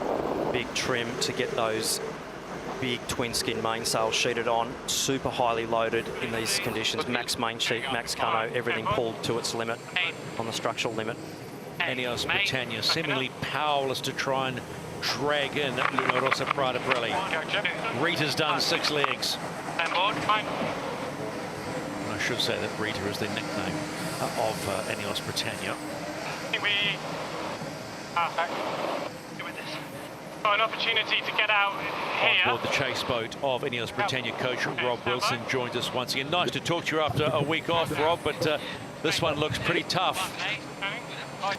Yeah, for sure. You know, they just got the better of us on the start, and then it's pretty hard to get. They've done a nice job, just sort of loosely covering us, keeping down our options. Any thoughts on the conditions, Rob? You know, how on the edge is it? Like wind-wise, it's right up there. Like it has eased a little bit. Like just before the start, it was really fresh. It's on edge, and the sea state's building, if anything. All right, thanks for your time, bud. Thank you. Bye.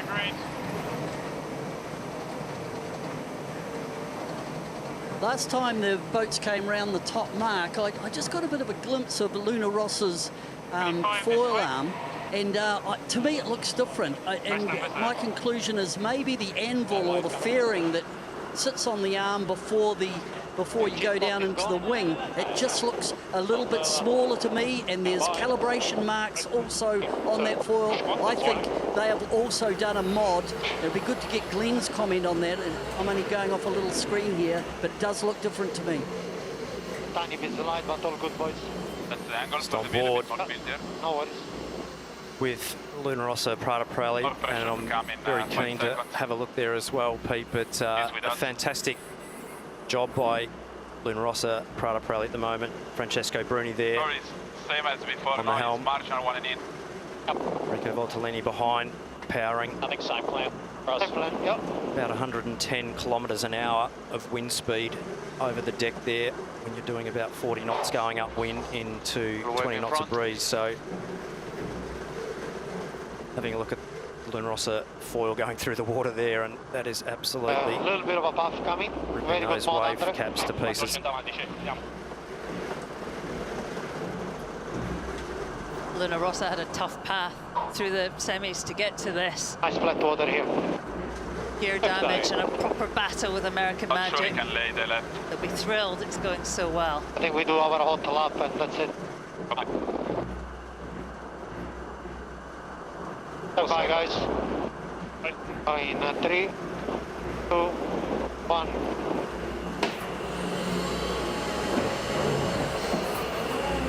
fantastic audio inside the actual boat of Luna Rossa Prada Pirelli there, the FCS system or the foil cant system, a one design component for all yachts, so you can hear the valves and the pumps working there, the accumulator filling up. That's a new microphone. We've not had that before. Where is that? That is the inner workings of the beast. James Spithill looking to get a nice smooth turn in here to take a left turn at the top. And smooth as what Luna Rossa have been. A couple of wobbles, but apart from that, they have not relinquished the lead since the beginning of this race. They are on the homeward leg to try and bank the first of 7 potential points. Remember, 7 wins gets you in the match. Okay. Nice conservative bear away, but still a little skid there on that rudder.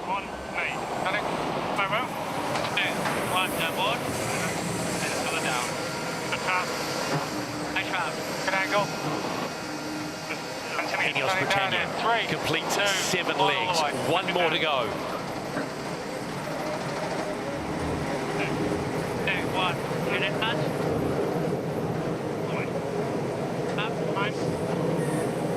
Cavitation there on the British foils as they punch through the power zone, absolute max speed. Big main on now. 48 knots of boat speed there on both boats, so absolutely both boats extending it hard. Stand by here. You probably don't want any more boat speed than that. And forward down. Pretty much tapped out there with what the cavitation limits will enable. So just for those at home, the difference between cavitation and ventilation. Ventilation is where the foils actually get an air path sucked down through the free surface of the water and actually blows up the flow around either the shaft across the horizontal, whereas cavitation is actually the water surface going over the foil, actually getting to the point where it's actually turning that water into gas. So once that gas builds up around the foil surface, it creates a very, very draggy profile, which is basically like a brick wall when you're sailing through it. So you keep throwing thrust at it, which is more wind speed, and you can push through that cavitation limit more. As we see Luna Rossa jibing, you'll see some little white puffs on the top surface of the foil. Boats, when they're up around 47 to 48 knots of boat speed, will actually be cavitating not only on the top surface of the foil, but also on the bottom surface, which you can't see. So unless you go super cavitational with your foils, which is actually completely forcing one side of the flow to separate, you will be limited to around 50 knots of boat speed, unless you can do anything more magical than that, but that's physics.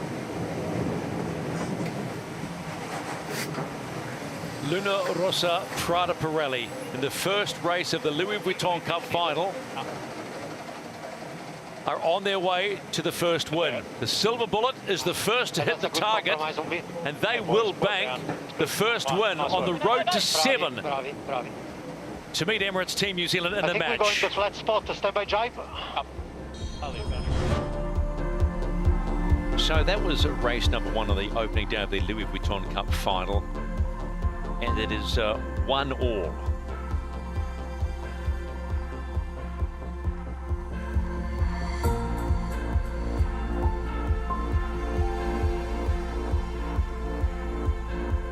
Now, they weren't the only boats out on the water today. Look at this. Playing in their own playground, Emirates Team New Zealand, the defender of the Louis Vuitton 37th America's Cup, and Peter Lester on Chase 0. Toyota looks mighty. Yeah, they're not wasting any time, and they got new sail. I noticed a new mainsail on board the New Zealand boat earlier in the week, and I think it's that sail there that they had on. And yeah, we all noticed them ripping around. They were allowed to race on the course between the Youth America's Cup and race 2. And certainly Te Horu looks pretty slippery. They'll need to be, these challenges are going to be hot, or whoever comes out on top will be a formidable challenge for Emirates Team New Zealand. What did you make of that second race, Peter? I loved it. Look, it's just great that the racing's so close, and how powerful is the start.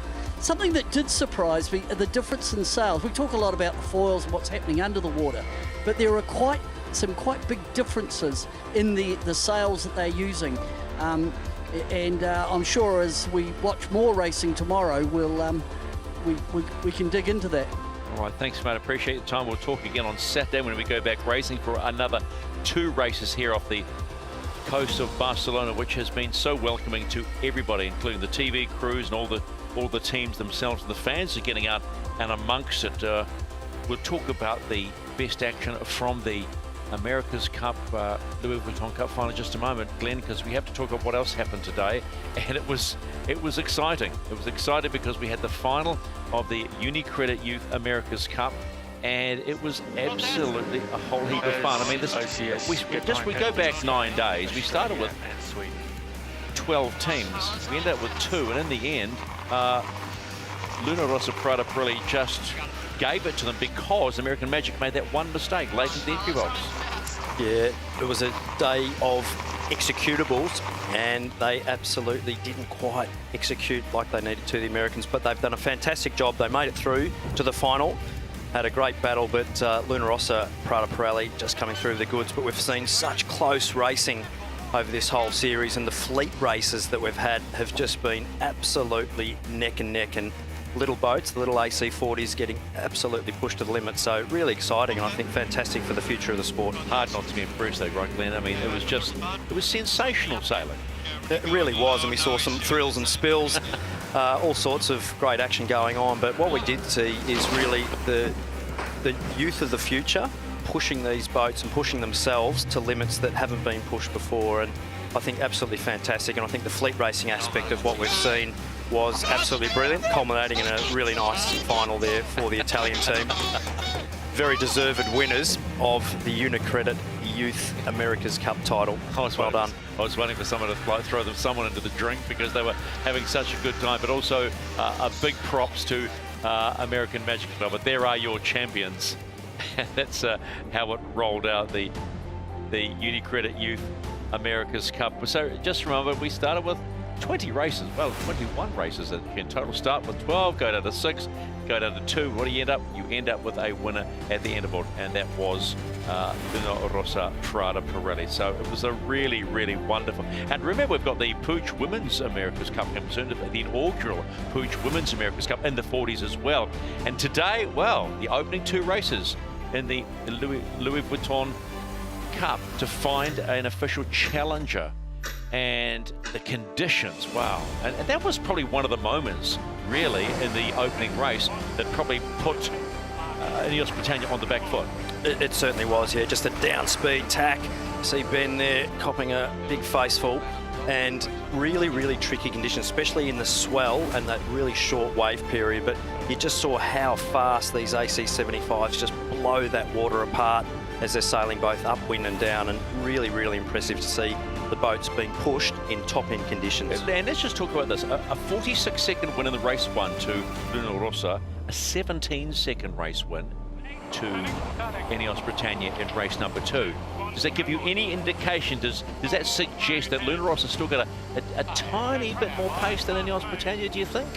Look, it's a really interesting question, Stephen. I think they've certainly thrown the gauntlet down, and I think we've seen some really good performance by the Italian team, but we've also seen some really big improvements and some really great performance too from Ineos Britannia. So very, very different aerodynamic packages on both boats, also slightly different foils, so both boats being sailed differently. Going to be exciting to see how it plays out. And this crew here made some changes between the races, and the changes worked, and they came home a winner. So we are 1-1 at the end of day number 1, and yes, deservedly so, giving a handshake to the men doing all the hard work, and those are the cyclists. So as the scoreboard says, you've got to be the first to 7 race wins. You've got 13 chances to be first to 7 if you want to be the official challenger against Emirates Team New Zealand, who are having a good look out there today as well. So we are back on Saturday. We get a day off, and you get a day off, but also the teams get a day off to get back in the shed and say, okay, how do we do this?